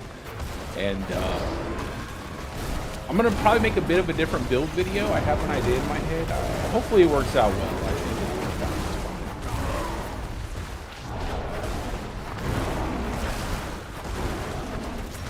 Oh yeah. What? He has a 2-star weapon and he don't want to go to tier 4? Tell that coward to get in tier 4. As long as he's got his resistance close. Yeah, but yeah, the build can do tier 100. I don't have good items right now though, so you're not gonna see me jump into a tier 100 just yet. But we're smashing through tier 4. I'm able to do tier 4 bosses. I have a 750 weapon. I don't have any mythics. You know, I'm playing basically picking up items as I find them. Your boy plays solo basically most of the time, so. But absolutely pulverized tier 100. Already has done tier 100. Really popular, I believe, is a Chinese player, has already done tier 100 with his setup in softcore. I personally wouldn't use his setup because I feel like it's a bit too glass cannony, and his HP was bouncing all over the place, but it is a decent setup. And by the way, Cheeks, if you go to the leaderboard and you see that guy, that dude pretty much sets the tone for the Druid every season, and then like people will just copy his builds almost verbatim, and then make videos of the builds as if they created them. It's fucking hilarious. That guy, pretty much everybody waits every season, and then suddenly you'll see builds getting updated. Yeah, I agree, man. I love hard. I can't make a build in softcore. I feel like it's just like, who cares like what the build is? If I die, I just rebuy. Like, in hardcore, at least, you know, you gotta make sure you have everything kind of tailored. I feel like, honestly, hardcore builds are better for the average player than a lot of these crazy high-end, you know, ass builds that people will never get the items for in the first place.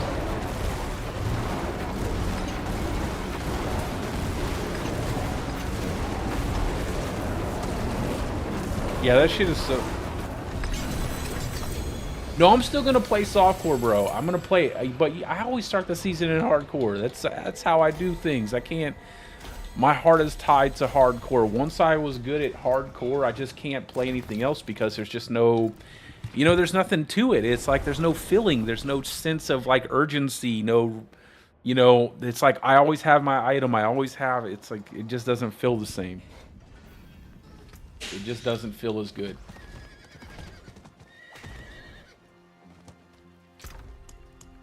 Alright, I have some pretty decent 750 ones. I'll give you the... I have two that are really good. Let me look at the... I think this one's probably overall better than the other one. Where are you at?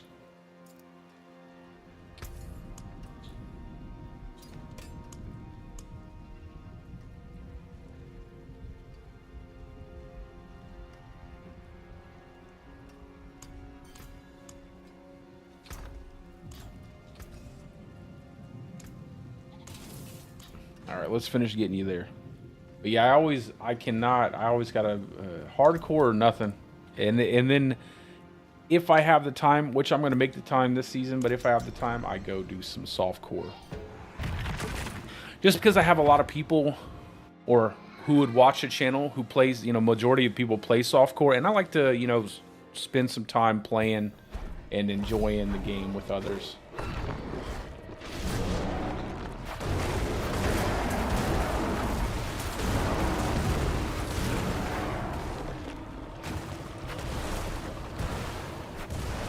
Yeah, you should get it soon. Oh, I forgot to put on my elixir. Drop my elixir. Also, like the fact that the HP potion isn't like the best potion anymore. It's like you want to go like attack speed or crit.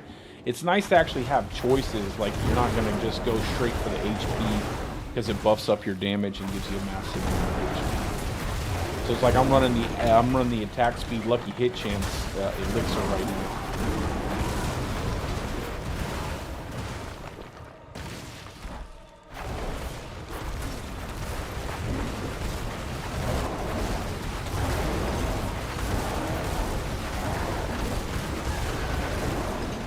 Yeah, I'm definitely. I just think that when players tend to follow like these high-end builds that are structured around, I would say, the skill of the player that's using them, as well as the fact that a lot of these builds, like you'll see these players, like even for instance the guy at the top of the softcore leaderboards, he has some crazy ass gear already. I mean, that Joker is like Paragon level 250 already, and I mean, I've been grinding, and that guy's like on another level, like Rob, like super grinding in a party. He already has 3 mythics.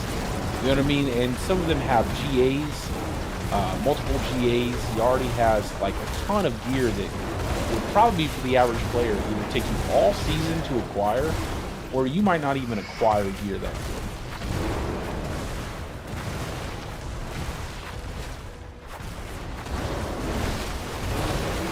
So it's like in hardcore, you know, when I'm making the build, it has enough survivability that I don't die one time. So I know that you, as the average player, probably, not you specifically, but the average player, will probably not have as difficult of a time getting that build online and farming high tier content. It won't die as often. No, I mean, that's not, you know, he's probably doing like a ton of blasting and parties and stuff. I mean, you don't necessarily have to account share. You just have to do everything the most efficient way possible. But I wouldn't rule it out. Like, it's possible. Account sharing and definitely item duping is highly probable in the pit leaderboards. I mean, Jesus Christ, last season people had like 4 GA everything. I'm like, that's not even possible.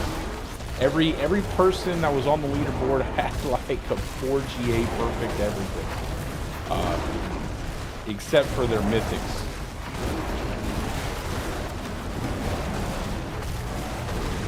And I can definitely tell you, like, I couldn't even find things on the marketplace.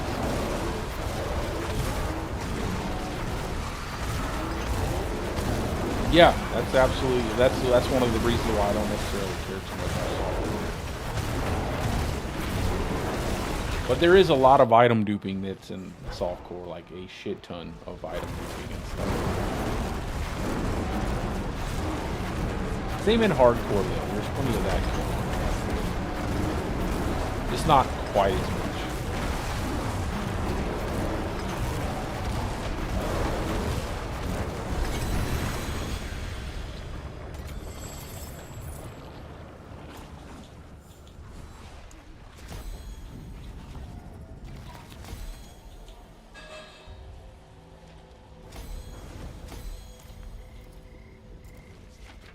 One more and you should be good to go.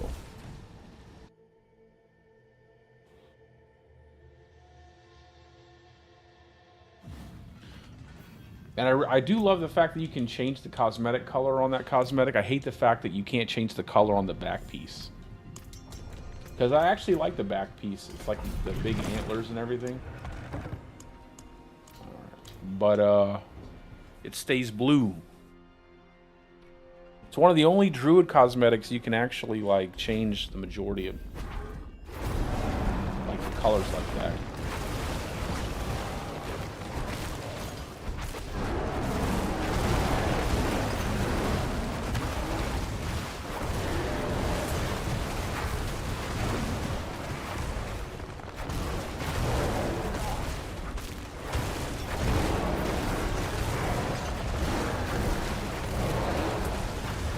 Yeah, I don't believe. I know you couldn't. They probably haven't updated it, to be fair. So, no, I don't believe you can change. You definitely couldn't before in every season previously.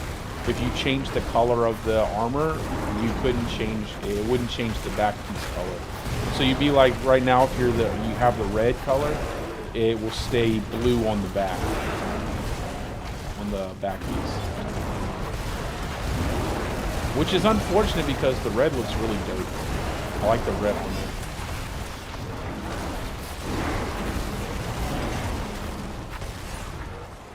And the tattoo's pretty cool too, even though you don't get to see it. I told I told the community manager, I was like, guys, do these people not want to print money? Because when are they going to give us werebear and werewolf cosmetics? Like, do they not like money? Because people would buy that. Like, companion skins, werewolf, werebear cosmetics, berserker, barbarian cosmetics. Like, where are those cosmetics at? Because people would actually, I think more people would buy those than the cosmetics that they sell currently. Like an undead werebear form or something like crazy like that. A werewolf that looks like a zebra. I don't know. Give them polka dots, a polka dotted wolf.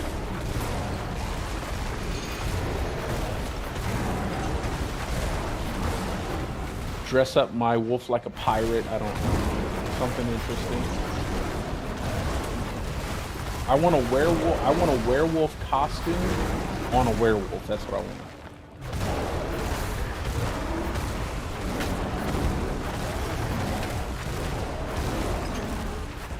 Yeah, we're a bear to ride on, bro. Who doesn't want to ride on a bear? I would rather ride on a bear than a jaguar, I can tell you that. roll up on a bear, a savage-looking grizzly. Every time I think about swapping into the Jaguar cosmetic on my mount, I'm like, bro, my Druid looks like it's about to break that thing's back. Like, there's no way I could ride that thing. Like, this Druid would just snap that poor little Jaguar in half.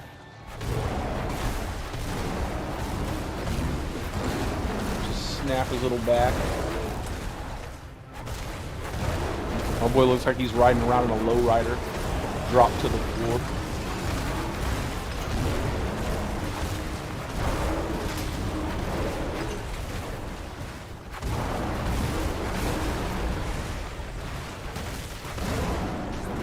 Oh yeah, no problem, man.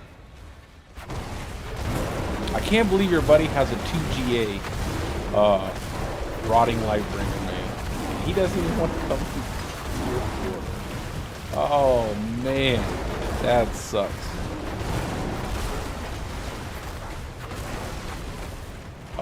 I can level your Necro if you want to swap over to the Necro.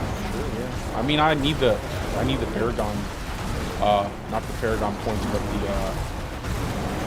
the glyph levels myself anyway. 60's not too bad. I could probably go like 62, 63. I just need a better weapon. It doesn't take that long to level from 40 to 60.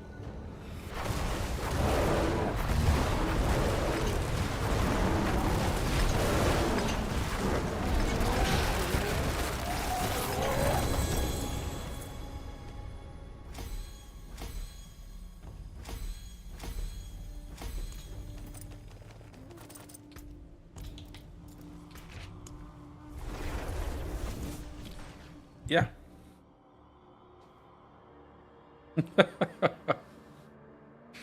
Yeah, man, that man needs to get in T4 ASAP.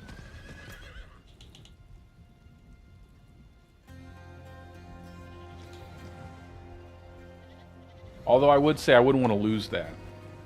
I would not want to. I wouldn't want to jump too fast and lose that item.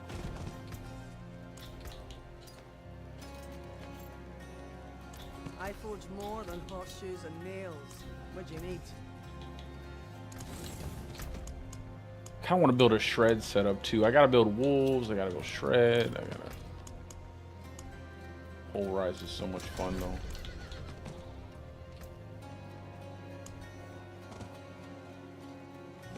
Hold on, it's saying there's an error. I might have to log.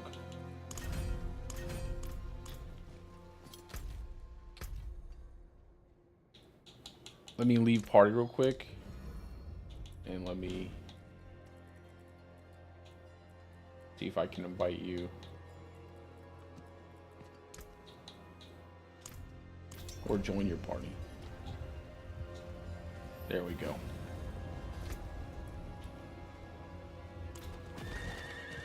You have to invite your buddy back. I think it's because I was in a higher tier than your Necro.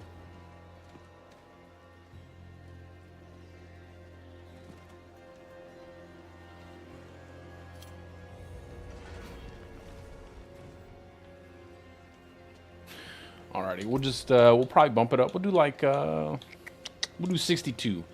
I think it shouldn't be too slow at 62. Like I said, I just need that. I need a damn weapon, man.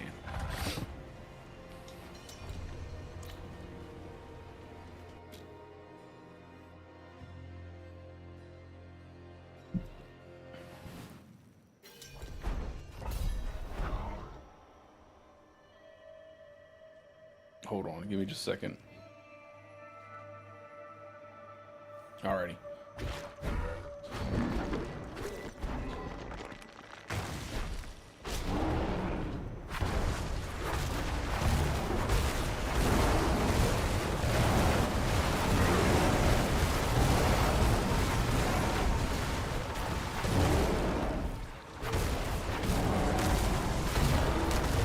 It is taking forever to get these season journeys done too. I like the drop rate on those Arcana were so low in the lower tiers. It took me till I got to like tier 2, tier 3 to actually start getting my season journey done so I could get some smoldering ash to upgrade the buffs that we have this season. We have some pretty decent buffs too. The Purveyor buff is back to give you the double items, chance that I can get double items out of the vendor, which is kind of nice. And then I just have to make some characters so I can take advantage of the reward boards, so I can get a bunch of bossing materials and resplendent sparks. I also have to farm runes so that way I can get my mythics, because I know I'm not going to get them from drops.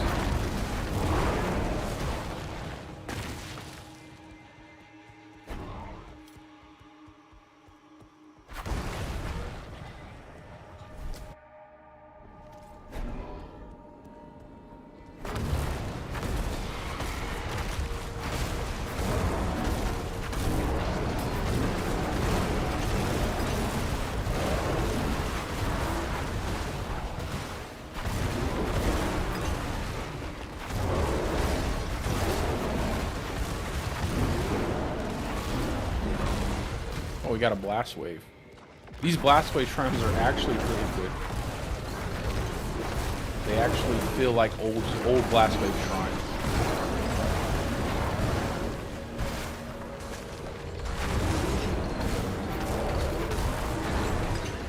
Oh, the sword. Oh no. Your Hydra sword that you had made?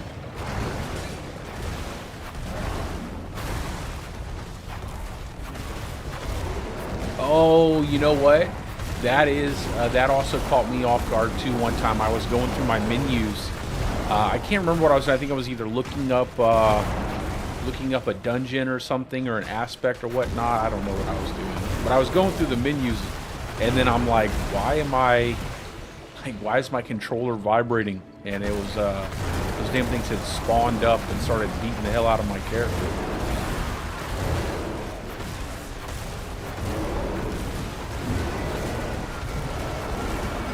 But I will say that it is nice to have them because they do help advance your pit level, like your pit bar. Whenever they spawn, they add to it. So it's like a free pack of elites.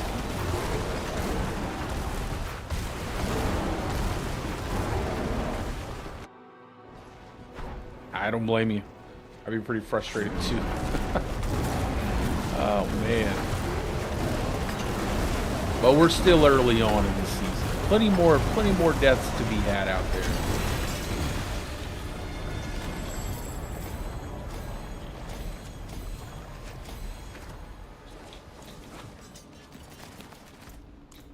Nice, I got a compass out of that.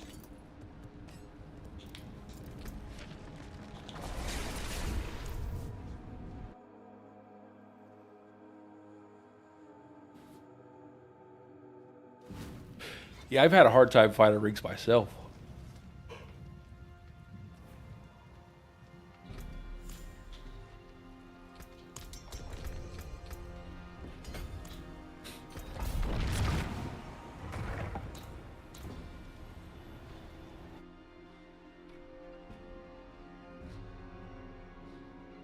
Knowing my luck, what will happen is I will get my ancestrals, I will get everything ready to go. I will have everything for my setup for high tier pit clearing. I will enter into a farming pit for just for casual farming, and my controller the battery will die over and over again because it's connected to my PC. And it will die over and over again, causing my keyboard to override my controller, and I won't notice it, and I will die watching my character stand there, and I can't do nothing as I try my best to desperately find the key to activate the power on my keyboard that I don't know because I don't play with my keyboard. That has happened. That happened to me twice last season. I also died to Belial I-Beam.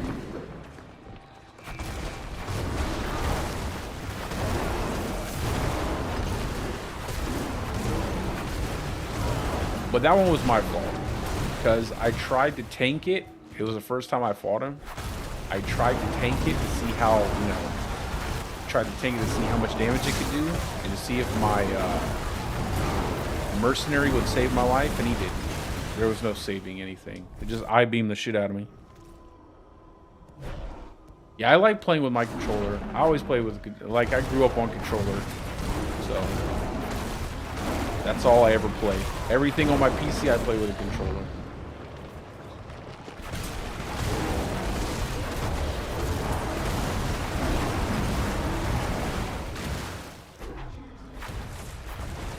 Yeah, anytime there's a mobility skill, like if you were to say like play like a trample slide build, like for instance if one season, for some unknown reason, and it would be a good reason because trample slide's pretty fun, but for some unknown good reason the devs decided to make trample slide the best build in the for Druid, that would be a horrible season for me. Because I would trample slide, like I could just imagine, I've done this before, fighting Uber Lilith and then like trampling all the way into the outer ring of the fight and immediately dying.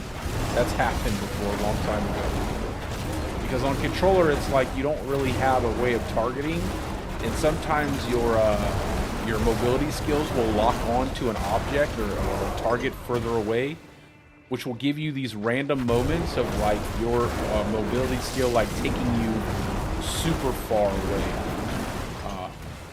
far off the beaten path. That happened a lot. I remember when I was playing, when they had the Gauntlet in Season 3, and one of the skills that was the best in slot was Trample, just to, you know, cover ground faster. Sometimes I would be able to like lock on to a resetting target, and it would trample me all the way across the map. It was kind of funny.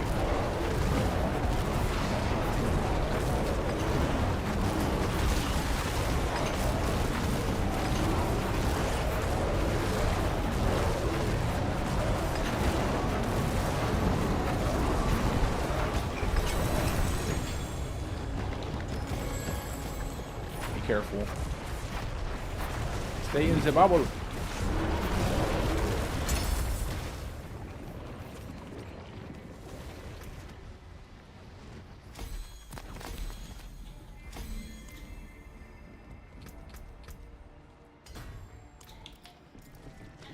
Oh, really? Yeah, I see that. Nice. Give us Malignant Hearts. Give us those Malignant Hearts. We need them.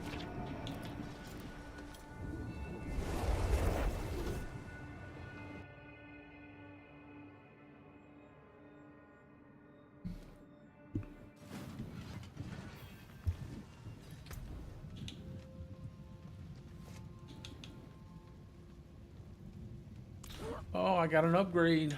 Upgraded for my aspect. Hello.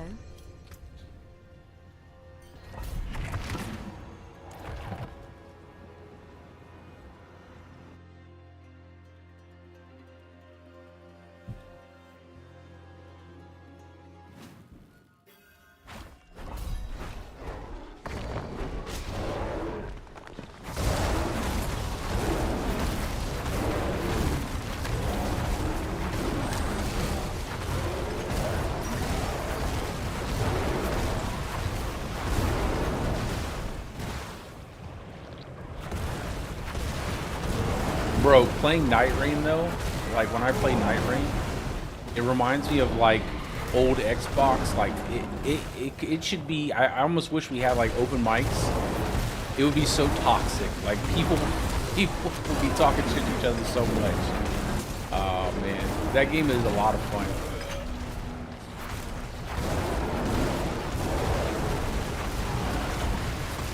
I put out a couple runs on the on my YouTube channel, but nothing like I haven't made a build video yet. I have a build video that I'm making. Like I have the footage for it. I just haven't done it yet.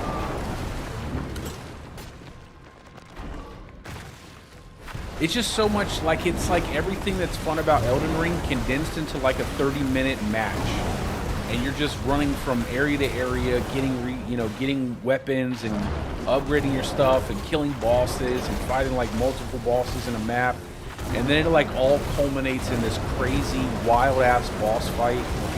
And then on top of that, they started adding every week, which is today they just added a new boss, which is why I'm kind of like really champing at the bit to get to play it a little bit today offline. But they every week they introduce like a souped up, juiced up version of one of the bosses that you fight, and it's typically like a ton of fun trying to figure out the mechanics of the fight. And then on top of that, trying to get like a no-death run. I'm not trying to get a no-hit run. People doing that are crazy. I don't know how you want to do a no-hit run. But a no-death run is like, that's all I care.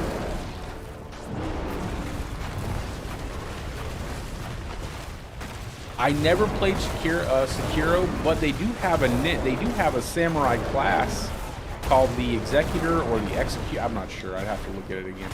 But they do have a samurai class that's very similar to, I guess, the mechanics of Sekiro or whatnot.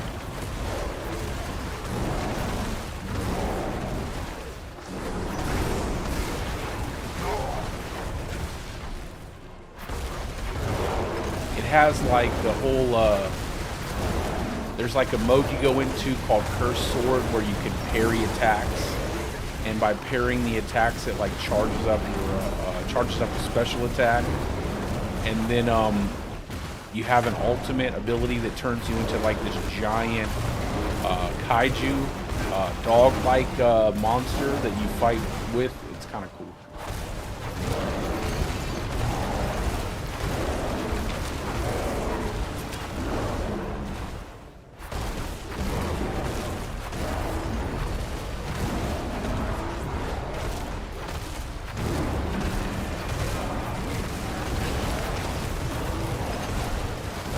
Yeah, that whole class is kind of designed around like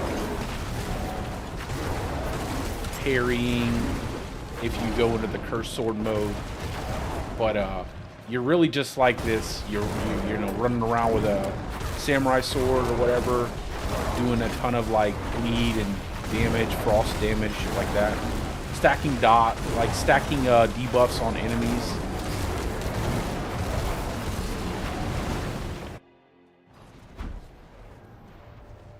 And he has some pretty cool cosmetics too.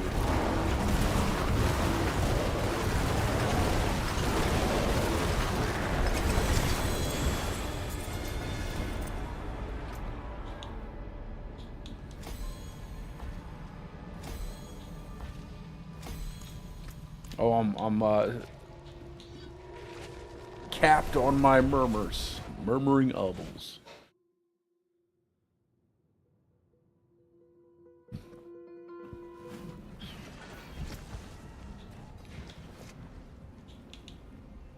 Honestly, I would say I would probably build a bad reputation on that game myself, because I'm pretty toxic. Like, I will straight up troll people if they do stupid stuff in the game. Like, I'll literally just sit there and watch them die to the bosses and then walk out into the fire and die myself. Like, if they start doing crazy, I probably shouldn't do that. I probably should have better.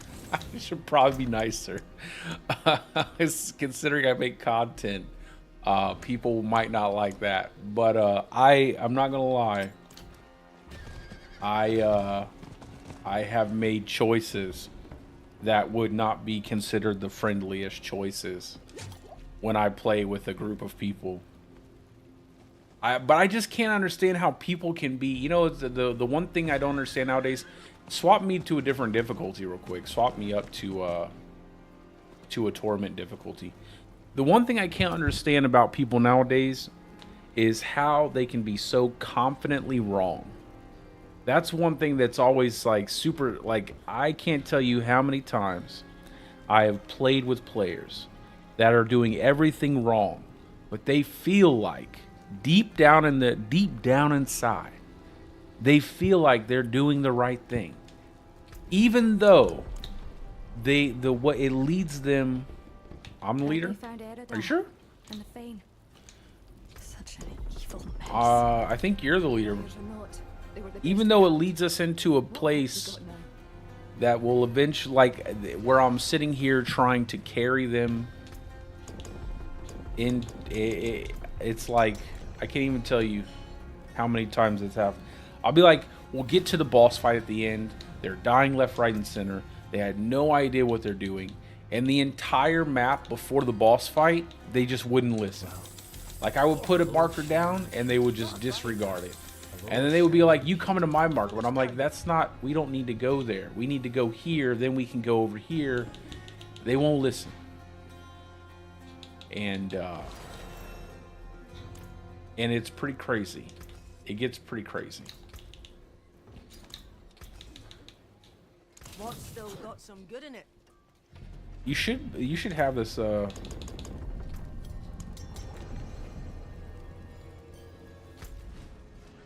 Hello. I need help. yeah, I really don't know how people can be so confidently wrong about things.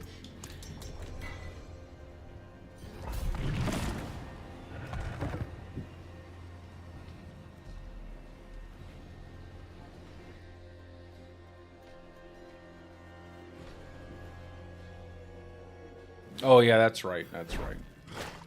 I forgot you can't do that. I don't really play in a party a lot.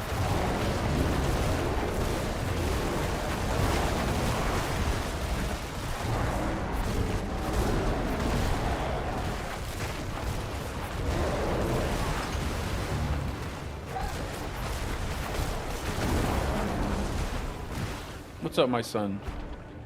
You want my... there's not much in there. There isn't really much. You guys can come in. There's not much in there, buddy. I don't think there's about a drop of drink in there.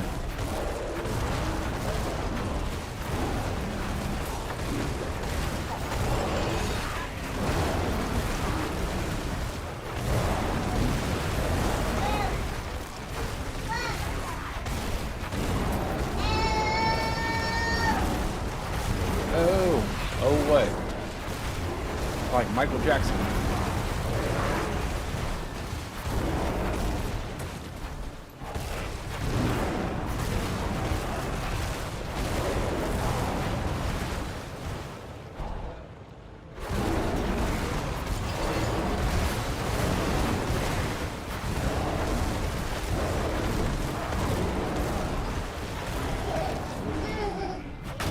Give me that back.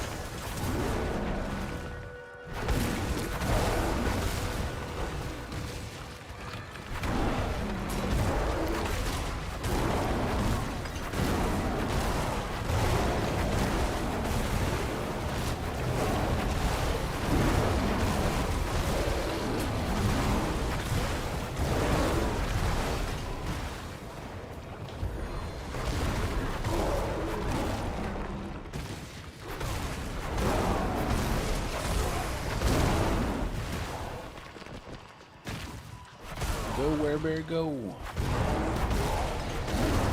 I like the utility this thing gives me, man. The movement speed is nice. The The resource generation is ridiculous. And it's even crazier is like you're gonna get a big roll of resource generation on Shroud too. So you have Shroud resource generation with this, giving you resource generation.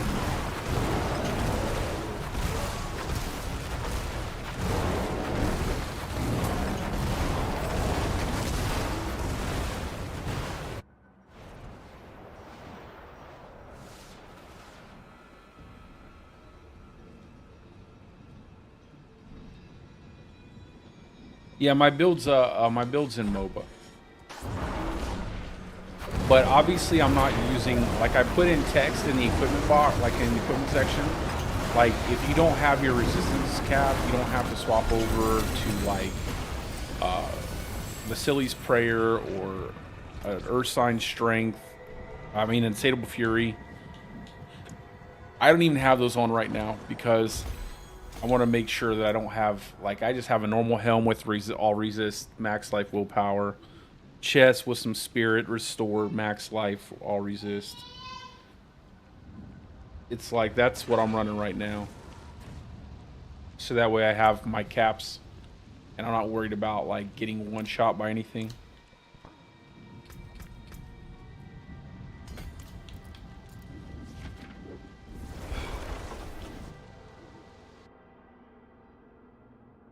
So honestly, like, you don't need those items if you find yourself a decent chest piece and a decent helmet.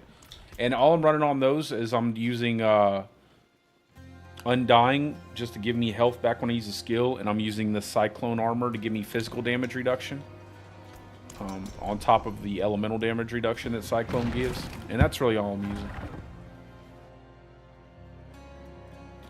It's kind of hard to yeah. Bust it wide open. It's kind of hard to make a build guide and then, like, as I'm playing, just because I usually, you know, it's like when you know a class so well, you can go off into different avenues when you're building your setup, and sometimes you might play with something that's a bit different than what you have in your build guide. You know, it's like it's like you want to make sure. That's why I always leave like little messages, like little text in the text box, to kind of give different choices, because sometimes those will be a lot easier for people to get a hold of.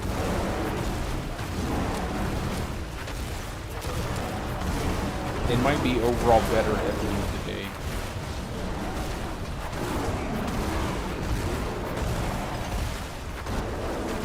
Like right now, I don't think I would enjoy having an Insatiable Fury over this chest piece, and I don't know if I would like having a the Vasili's Prayer on my helmet, even though the Vasili's Prayer would actually allow me to spam Bulwark more often, because then it would have that cooldown from Ursine Horror. So there is some utility, not just the damage aspect and damage reduction aspect from the Vasili's Prayer, but because it will turn, it will give you that access to like using not Bulwark, but Debilitating Roar. It'll cool it down faster with Ursine Horror. So you'll be able to spam that more often, and you'll be able to cast it more.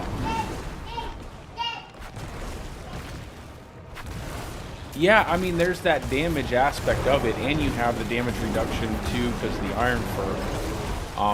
And I'm sure I could make it work. I just wouldn't want to, like, I could check it out right now. Once I have all of the resistance nodes that I'm looking for on my Paragon board, I might swap over to it.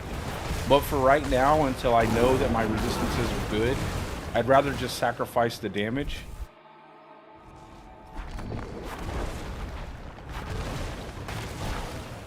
Yeah, I see this, but you don't necessarily need the armor so much now. That's the thing, it's like the 5-for-5 in Werebear gives you that big, giant armor percentage. You don't necessarily need the armor on the helmet so much. And at the end of the day, it's almost not good to have it, because then you build your gear into having that helmet with the armor on it. So when you do swap over to using the Air of Perdition, which has no armor on it, then you're going to be like, okay, well now I have to get a gear piece with armor, or you need to, you need to solve armor in some other direction. So I almost don't like having like, it's just a preference for me. I could solve the problem pretty easily, but I almost don't like having gear pieces that require me to make a lot of swap arounds by the time that I get my mythic uniques.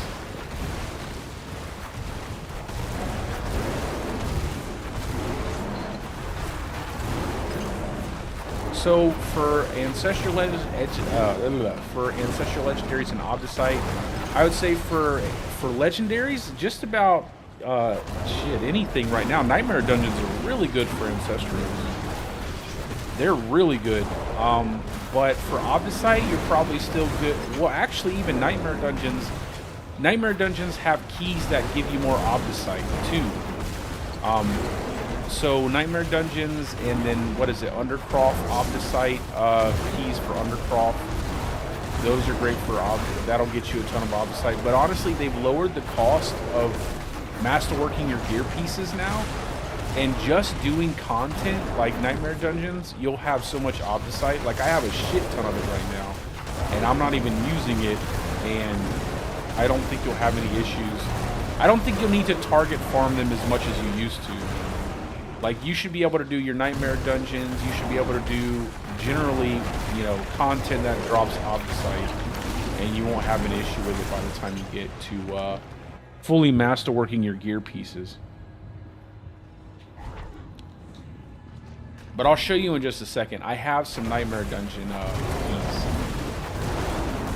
So you have these escalating Nightmare dungeons, and they give a ton of different, just a ton of stuff. You got to be a little careful, though, because the end boss for the escalating key Astaroth is actually pretty difficult. But there are. I'll go to my chest real quick.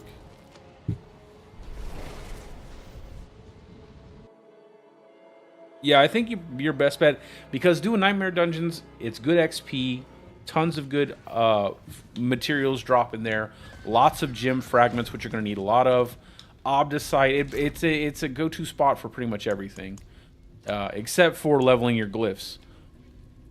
But you'll see these keys. There it is, Obdicite Mine. So if you find Nightmare dungeons, obviously you can get more Obdicite from using these specific type of sigils, and they don't necessarily have to be on an escalation sigil. They could be on a regular sigil, but I have like 2 of them, and they drop a ton of Obdicite.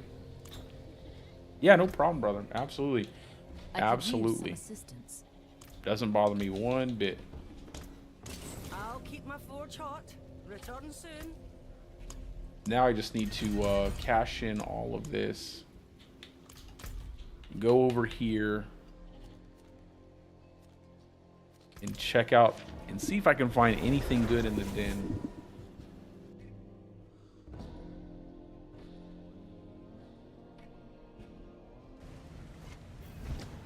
Let me change the difficulty first. And then I'll probably do some bossing.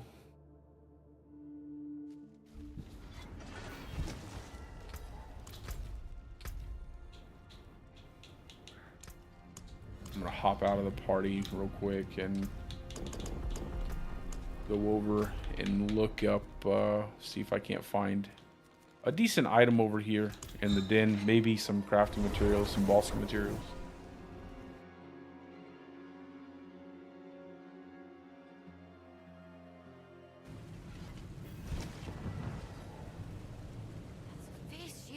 Yeah, it should. I adjusted it a little bit. I did do some small adjustments after getting to test the different powers and stuff, and it should play pretty decently.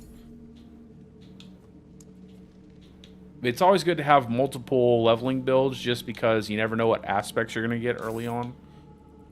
Like, when I first started leveling this character, I was getting... I got quite a bit of Earth Spike stuff. So I ended up building out this like weird Earth Spike build that was, good enough to carry me until I got pulverized stuff.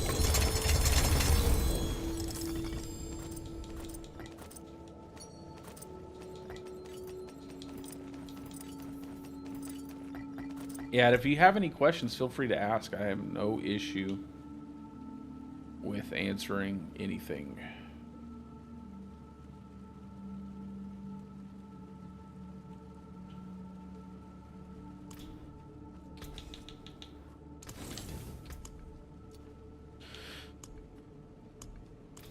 Lucky duck. Air perdition. Oh, with lucky hit chance, though. I'd rather have critical strike chance or core skill. That's what I want on my air perdition. And obviously, on the chest piece, HP or all stats. Preferably all stats this season. All stats if I get a shroud. On a Ring of Starless Skies, core skill or attack speed. That would be the best.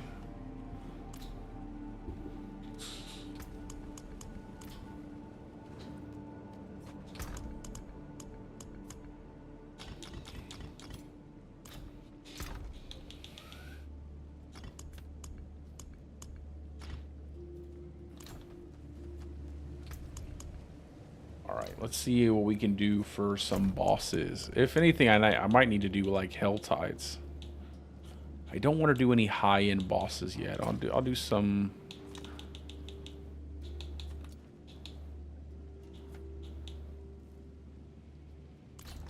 Just some Varshan, I think.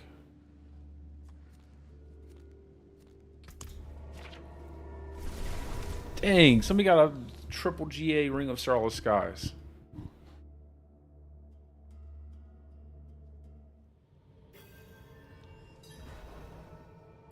I don't think they nerfed it, but they do have a season mechanic. They might have, I don't know.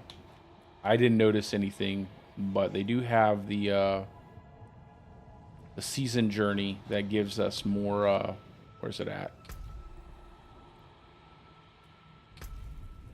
Season blessing here.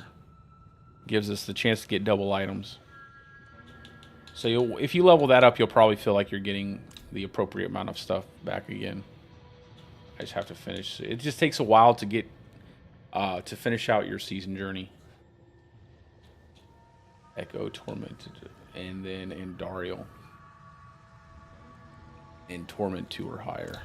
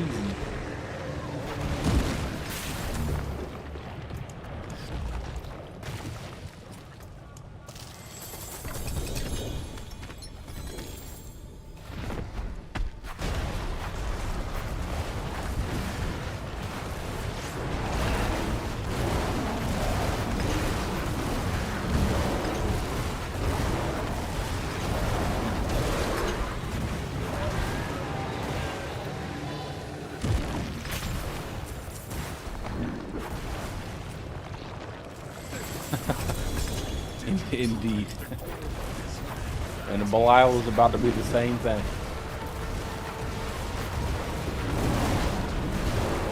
Lord of Lords.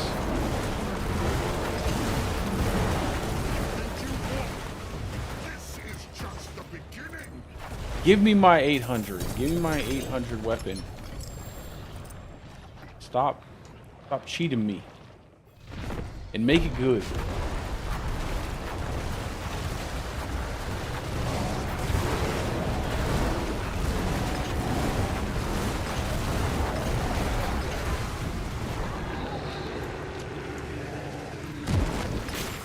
Last shot.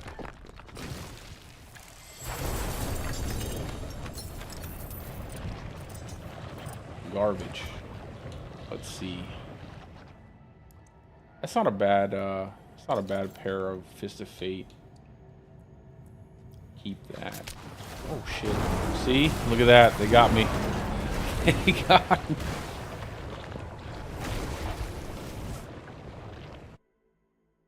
Hey, I appreciate that, brother. Absolutely. Have a good day at work, my man. Enjoy your day. And like I said, anytime you have any questions, feel free to stop by, brother.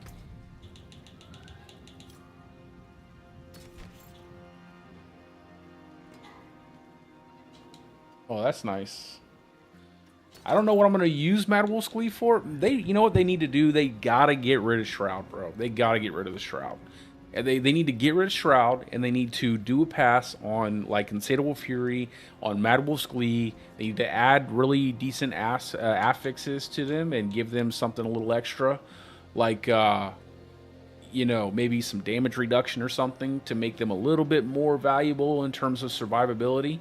Because Shroud just gives you everything. It gives you so much damage, gives you so much survivability. It's just crazy. And it makes it where, like, there's no other choice other than Shroud for in-game stuff. So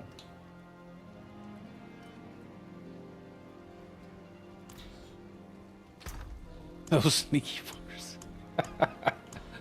They just popped up. I just went into my menu for a second. The Joker said, now's the time. He's looking through his inventory. Kill his ass. What's still got some good in it? All right, that's all I can do there. I can do like one. I might try to do a different boss. I just don't want to die. I don't want to lose my character. Probably being a big chicken about it.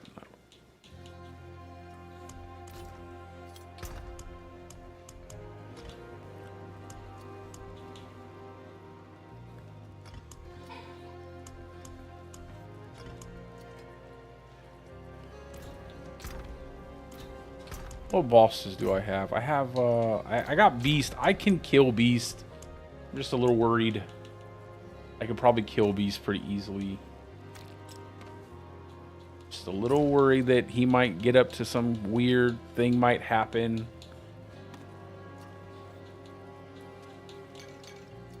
Oh, gosh.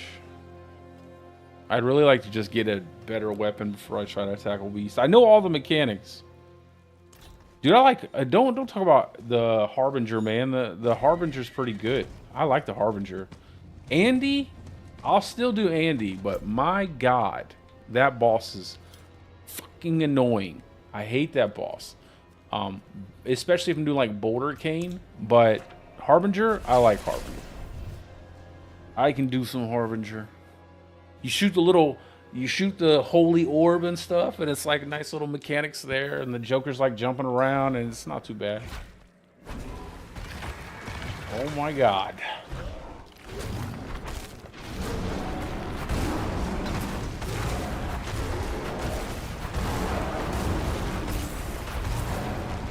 I've just had really bad luck with the Beast in the Ice a couple seasons when the thing was like overtuned.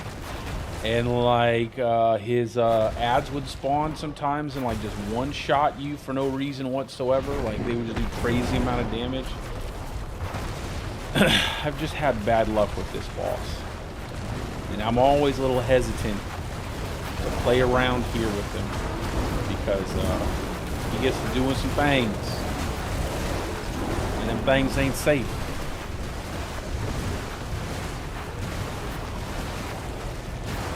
Especially when you're lagging. Like those guys. I've been one tapped by those guys. Full HP, full barrier, full everything. Yeah, see, look at my HP getting popped up. Getting bounced around a little bit there. I don't like it, man. I don't like it.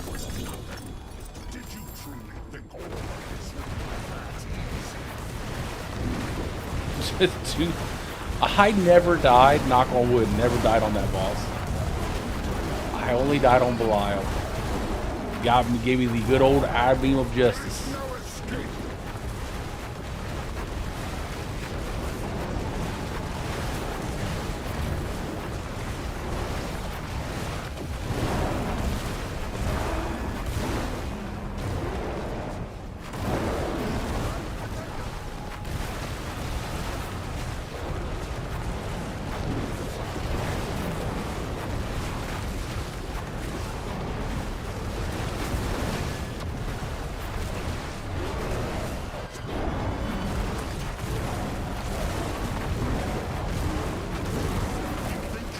Alright, that took longer than it did last time. I don't know what happened.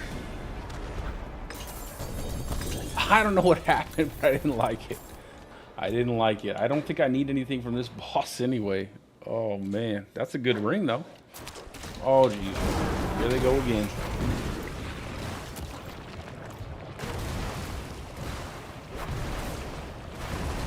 I think I will wait. I don't want to die yet.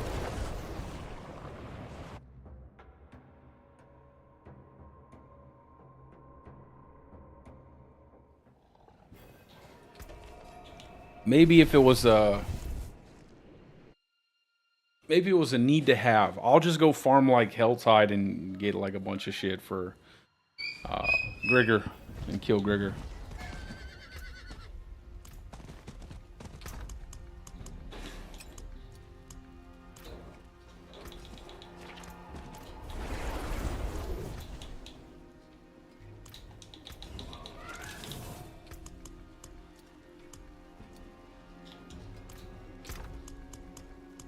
I'll wait till I'm a bit tankier.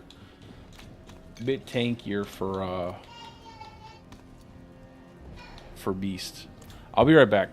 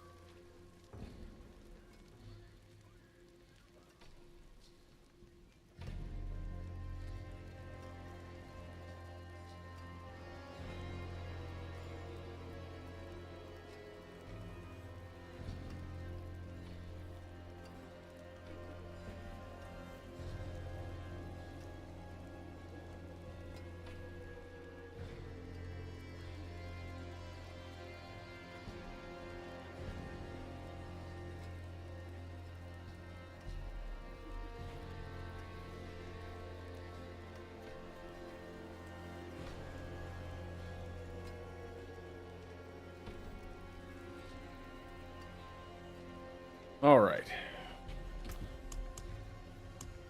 Let's go do some Helltide, get a bunch of still together, and then we will farm up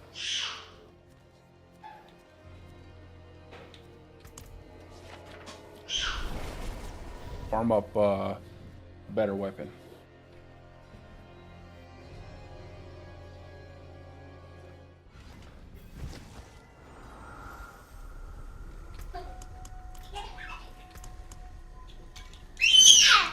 Oh my God.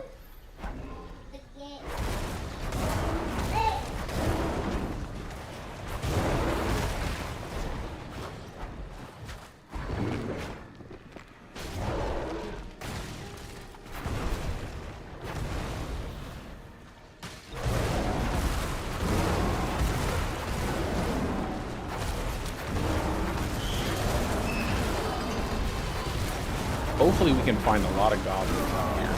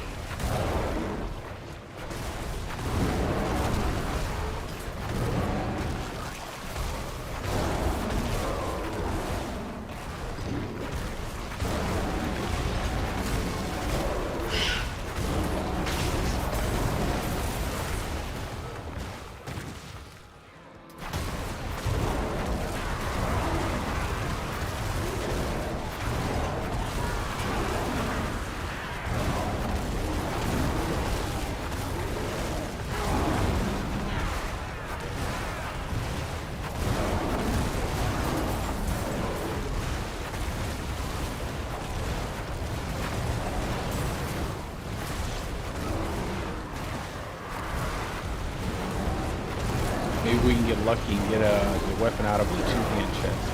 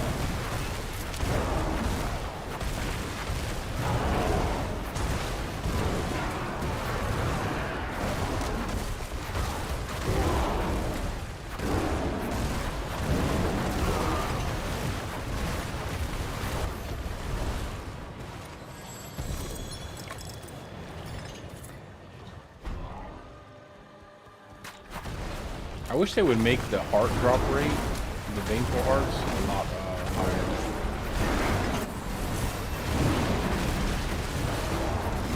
Just make them back the way they were when they first put the Blood Maiden into the game.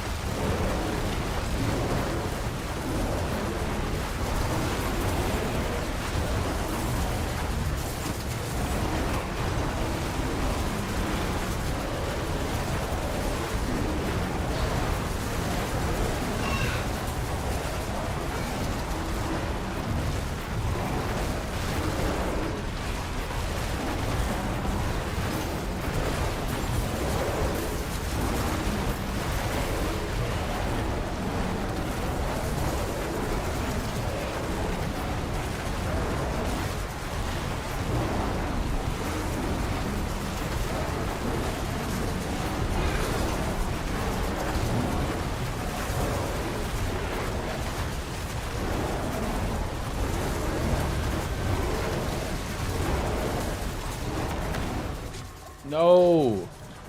How does it crowd control me? I'm in werebear form. Dire form, that's weird.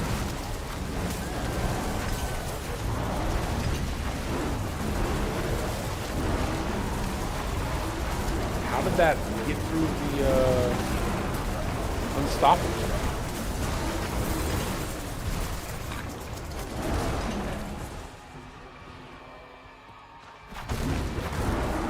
Must be a bug.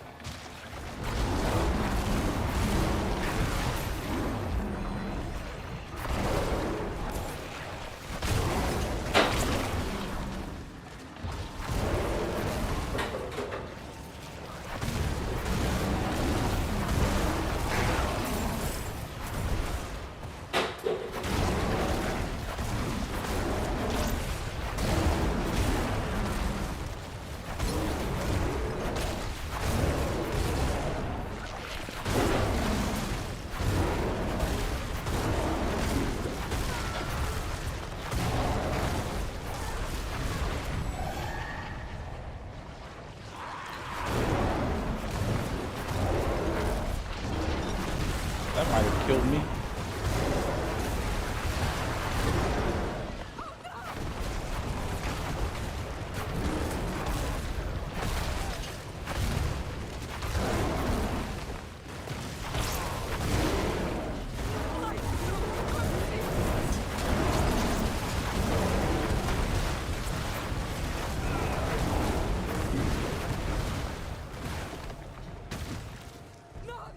Yeah, that shouldn't take too long.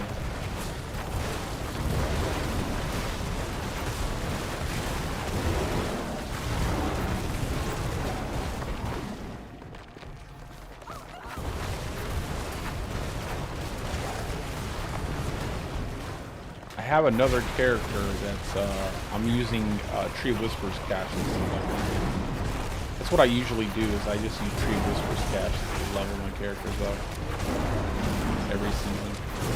It gives me enough time to like pretty much like 80% complete a build and then swap to a new one.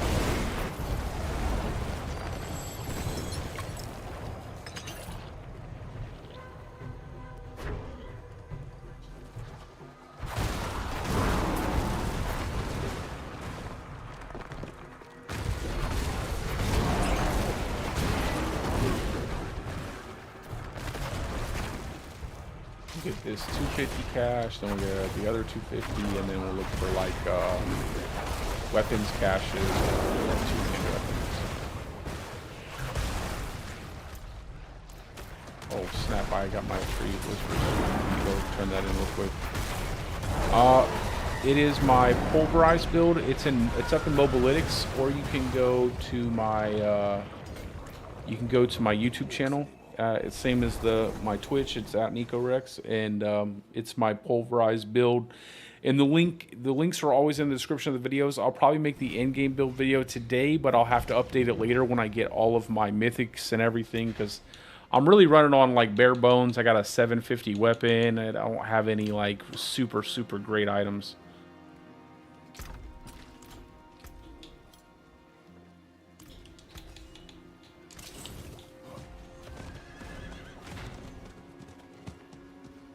Is done. I have several builds up in Mobilytics.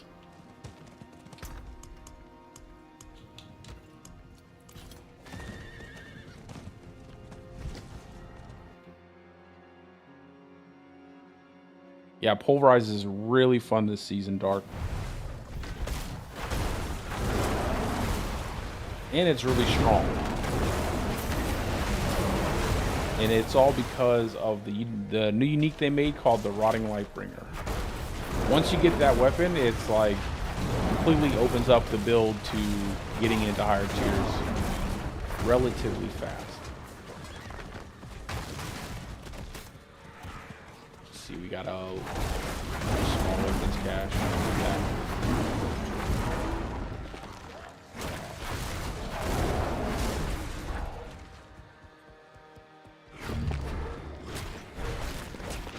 And they also made like a ninja change to Grizzly Rage that's not in the patch notes. And I am surprised because it's something that we've all been asking for like ever. I know I've been saying it for like ever. But they reverted the change to Grizzly Rage. It now cools down while you're inside of the alt. It works a little weird, but it's kind of nice. So when you cast your Grizzly Rage, you go into Grizzly Rage. It now stays on your bar. And it will cool down while you're inside of Grizzly Rage. And if you refresh your Grizzly Rage while you're using Grizzly Rage, it stays up and will go back on cooldown again, and you'll maintain Grizzly Rage. However, if it cools down and you have not casted it and you run out of Grizzly Rage, it will send you on a full cooldown. So like right now you see on my bar, my Grizzly Rage is cooled down. If I was to let my buff drop off all the way, it would automatically go on cooldown.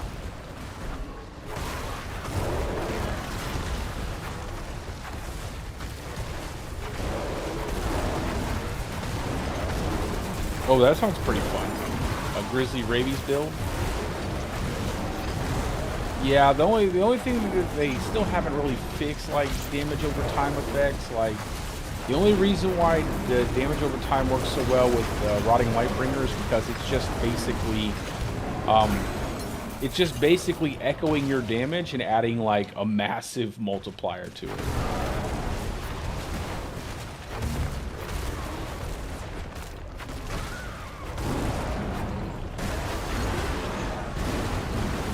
Lagging up, boy.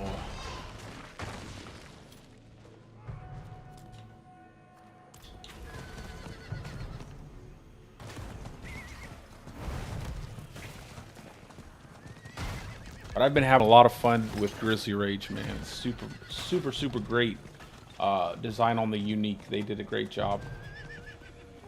I've been telling them don't nerf it, because it's not really overpowered in the meta. Like, it's not like crazy dealing like insane amounts of damage to the point where it's scaling way out of control. And the player still has to develop the build enough that you can fully, that you can really deal that high-end damage. You still have to have quite a bit of decent gear to like, mow down tier 4 content, mow through bosses. You're not just gonna jump in with Rotting Lightbringer and kill everything. Like in seasons past, where they would release some really overpowered item.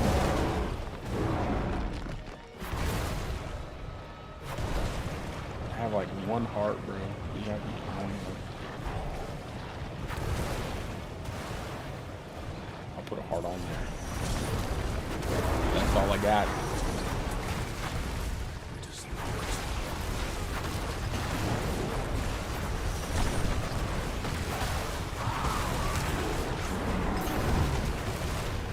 Yeah, they really need to juice up the Faithful Heart drop rate. Now they need to do a pass on Hell Tides and make Hell Tides crazy. Make Hell Tides fun and exciting again.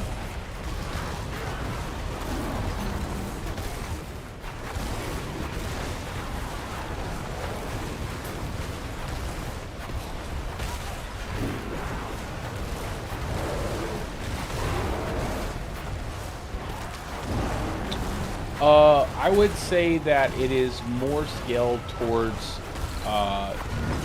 dealing non-elemental damage. Obviously, you can buff up overpower damage, stuff like that, but not doing elemental damage.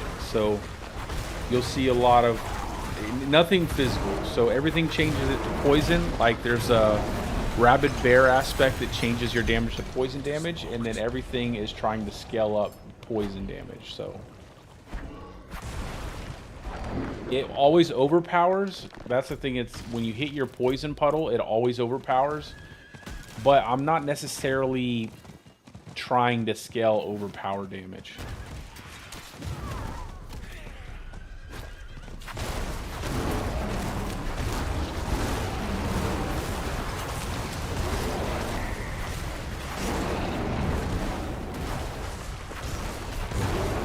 But you want to get a lot of willpower.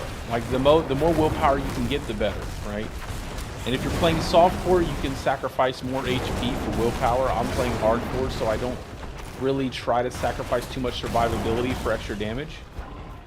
But if you're playing softcore, you can go a little bit deeper into the willpower, dip into the willpower a little bit more with your affix on your gear pieces. You know, you want to make sure your attack speed is good because you want to pulverize as much as possible.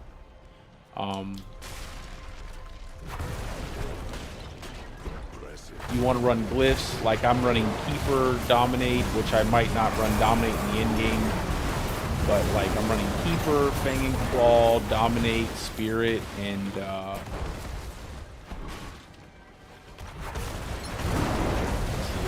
Bane. I'm running Bane. Everything that buffs up damage that deals like elemental damage, or poison damage. Oh, nice. There we go.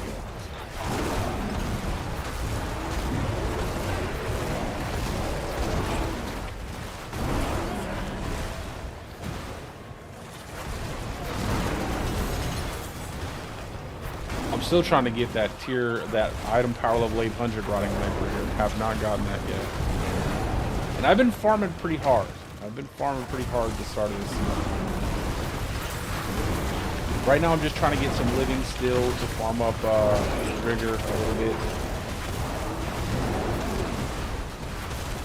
And, I might end up just stopping doing this and going into the Undercity and doing like different tributes.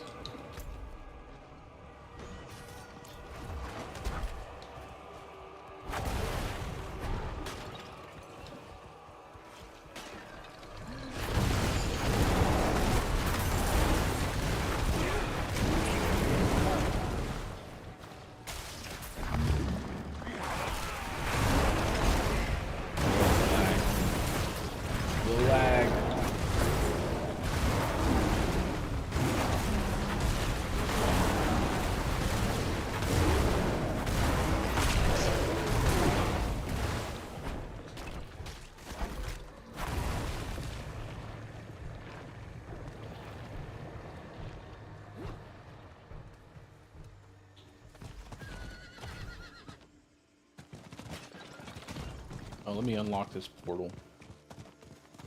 I really wish that they would unlock all the waypoints by now. Like as soon as the season starts, if you've unlocked your waypoints, they should automatically be unlocked. And I wish that there was a setting to allow you to automatically unlock your strongholds too. Like if you didn't want to use the strongholds to level, you just have them unlocked for the waypoints.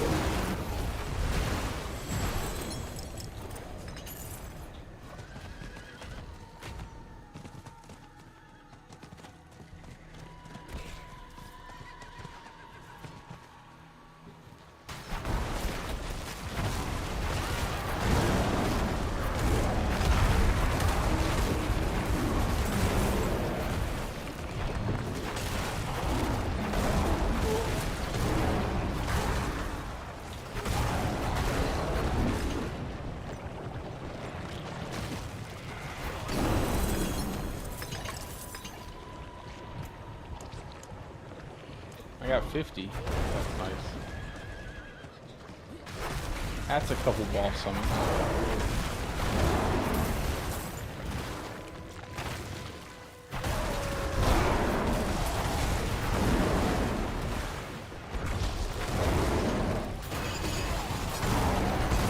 And I think the Rotting Lightbringer just drops randomly from any boss. I noticed like I can get it from Varshan, I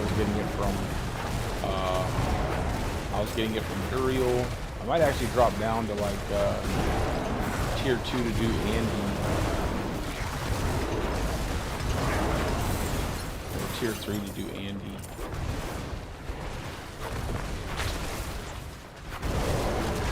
I don't like that. Let's see if there's any weapon caches.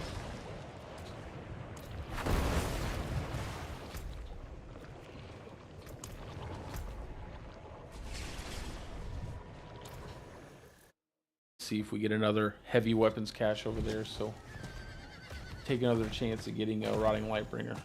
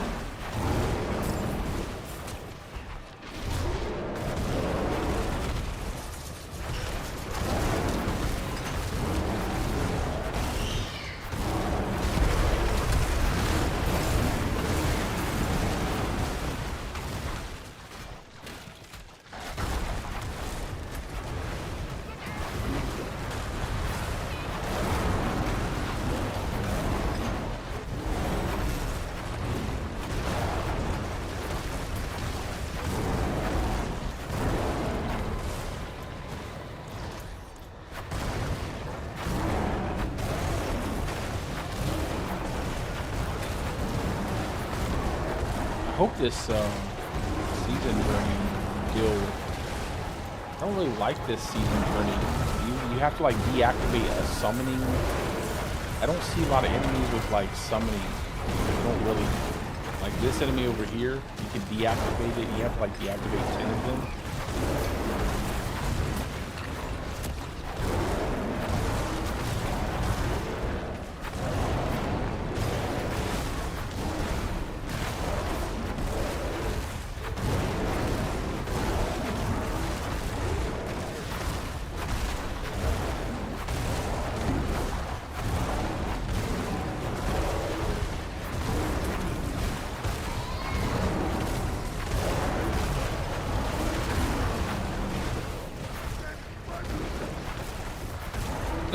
Someone's already given away their dolls. They're like, I'm not doing this.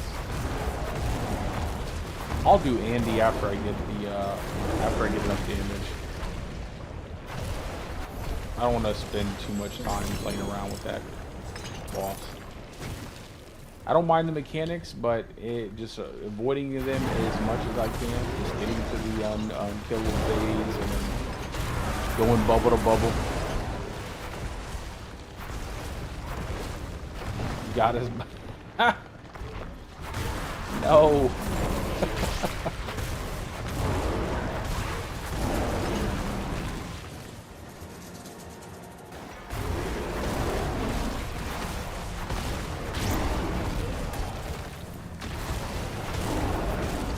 That's never a good thing. Yeah, I can definitely. I'll help you out. Give me a little while. I'll probably do it like offline, just because I don't want to go around doing a few things and then might be a little bit later tonight.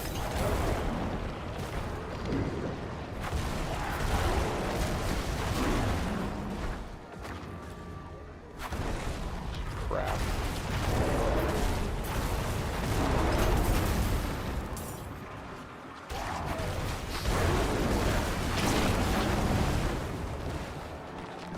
Go open up some chests here and then bounce up out of here because there ain't nothing good.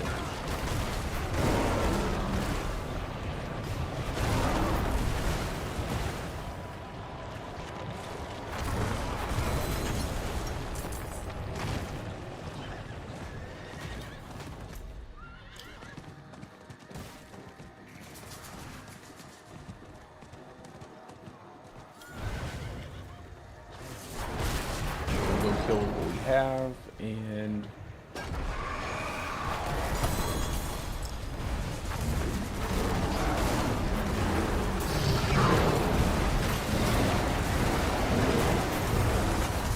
this is what I miss about the Helltide. Like, I remember when they first updated the Helltide, and that shit would happen all the time. You'd have a ton of enemies spawn all over the place. You could use the prophetic mind cage, and they would just spawn enemies everywhere.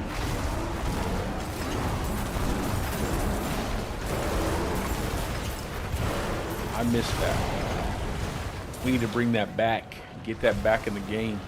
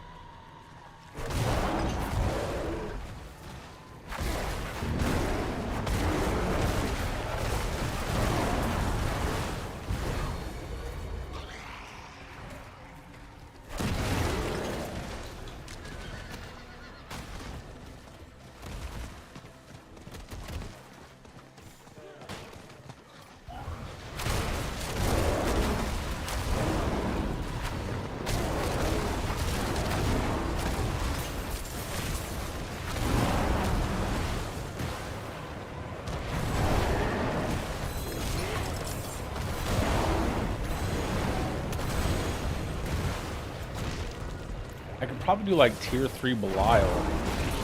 I would probably be fine doing that. Like tier 3 Belial. Try to do a tier 3 Duriel, things like that. Yeah, I don't know why. I mean, I've spoken with community managers, and they're like, yeah, I love those things too. I'm not, you know, I'm sure they'll bring it back in some type of situation, though. I mean, obviously, they're going to have to do that. They're going to have to do a pass on Helltides now they did Nightmare Dungeons, because Nightmare Dungeons are way, way better than a Helltide, I would say. By far and away. I mean, just going through those Helltides, I'm like, oh, man, this is not, like... This doesn't make me excited.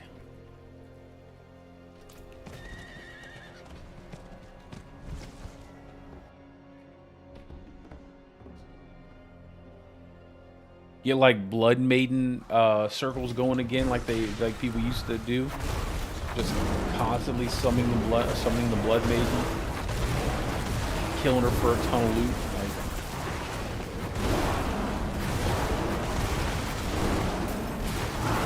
that was really nice.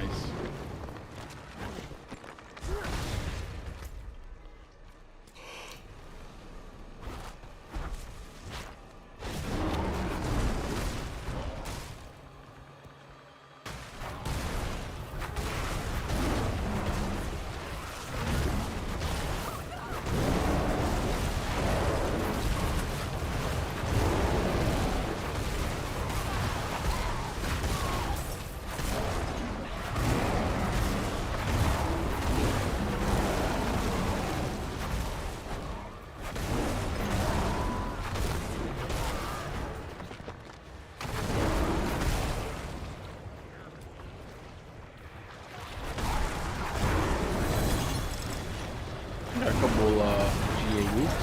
Not bad.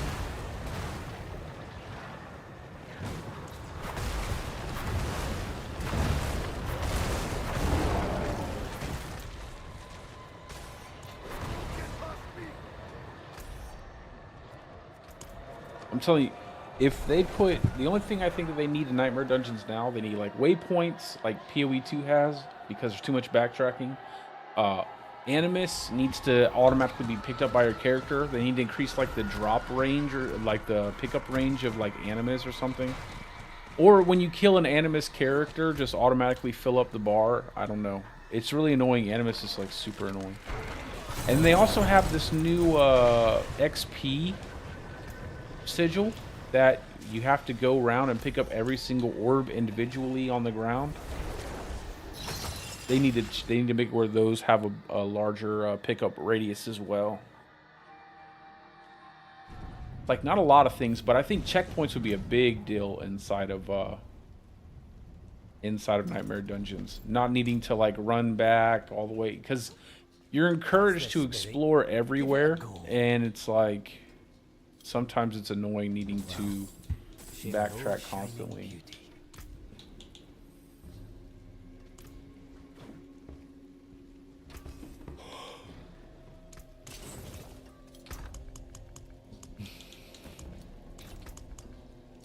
All right, let's go kill Gregor, and then I'll probably drop down to do a tier 3 Andy. And maybe a tier 3 Belial. I think we can swing tier 3 Belial, like bypass all those mechanics. I don't really want to deal with the I-beam, to be honest.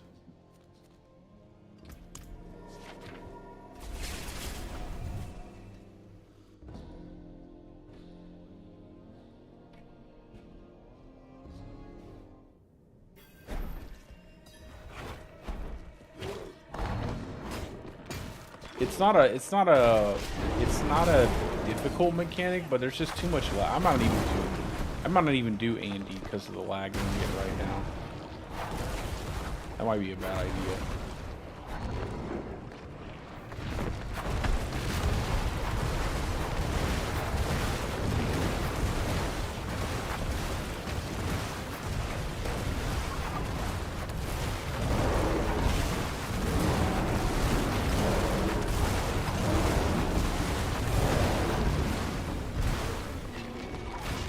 Give me something good. Give me a decent mythic or something.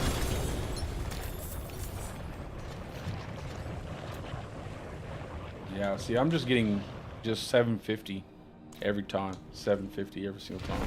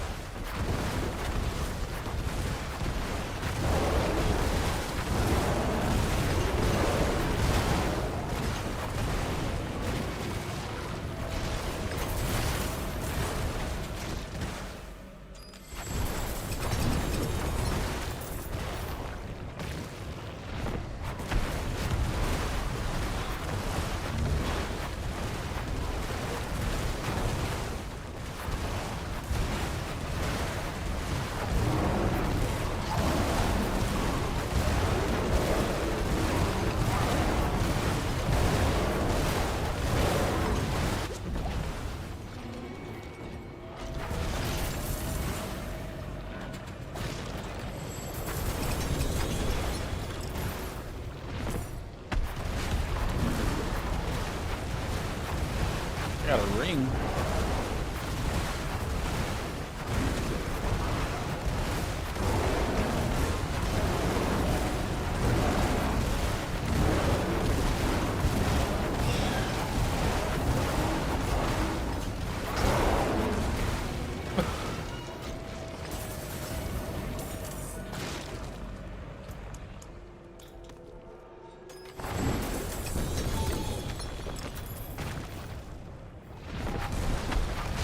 My son he sounds like he's having the time of it. Give my wife a hard time. I might go out there and give her a break.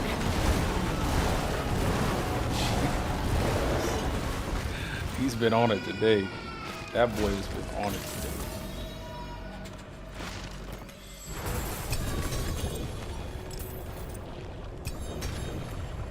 This is bullshit.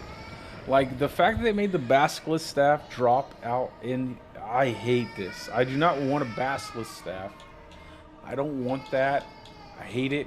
I hate the item.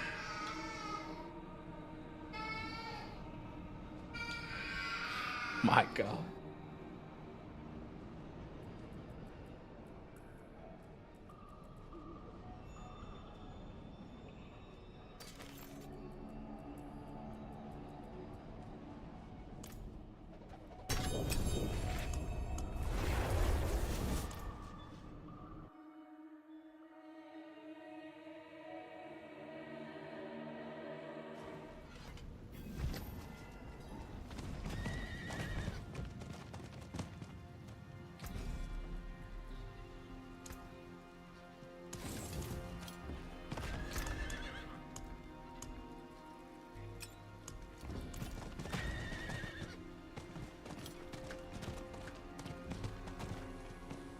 It is done.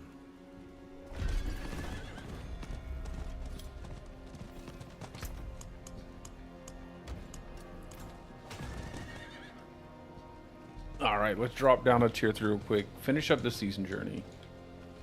And then I will probably get off. I might try to get back on a little bit later, but I need to do some I need to make a video. Probably need to do a couple things. Hopefully Use it well. we don't get ate up by the Andariel beam here.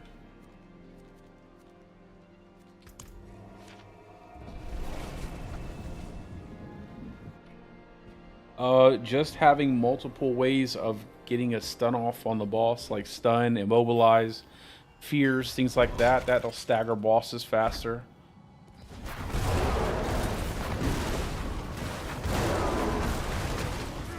I don't know if I'll do it. I don't know if I'm gonna do this with this lag. This is a terrible idea. But yeah, that's the best way to do it, having more of that available in your build. That will stun up a boss and get that stagger bar building.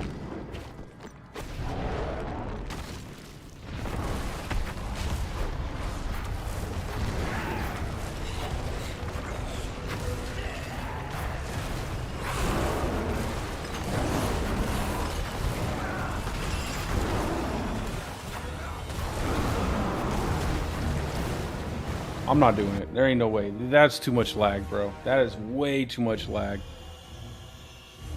Way too much lag, even on a tier 3 to try to hammer out that boss. I'm gonna die if I do that. Undoubtedly, there will be a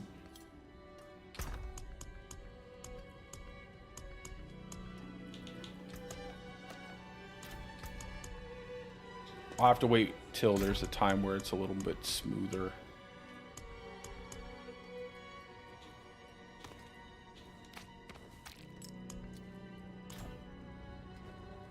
Oy, oy, oy.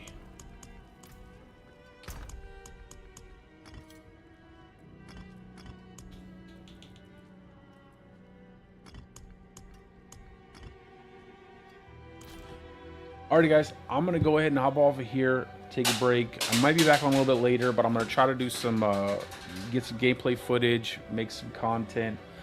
But if I'm not on, I appreciate all you guys for stopping by, and as always, I hope you're having a great day or a great night, depending on wherever you're from. And peace out, guys. I will see you later.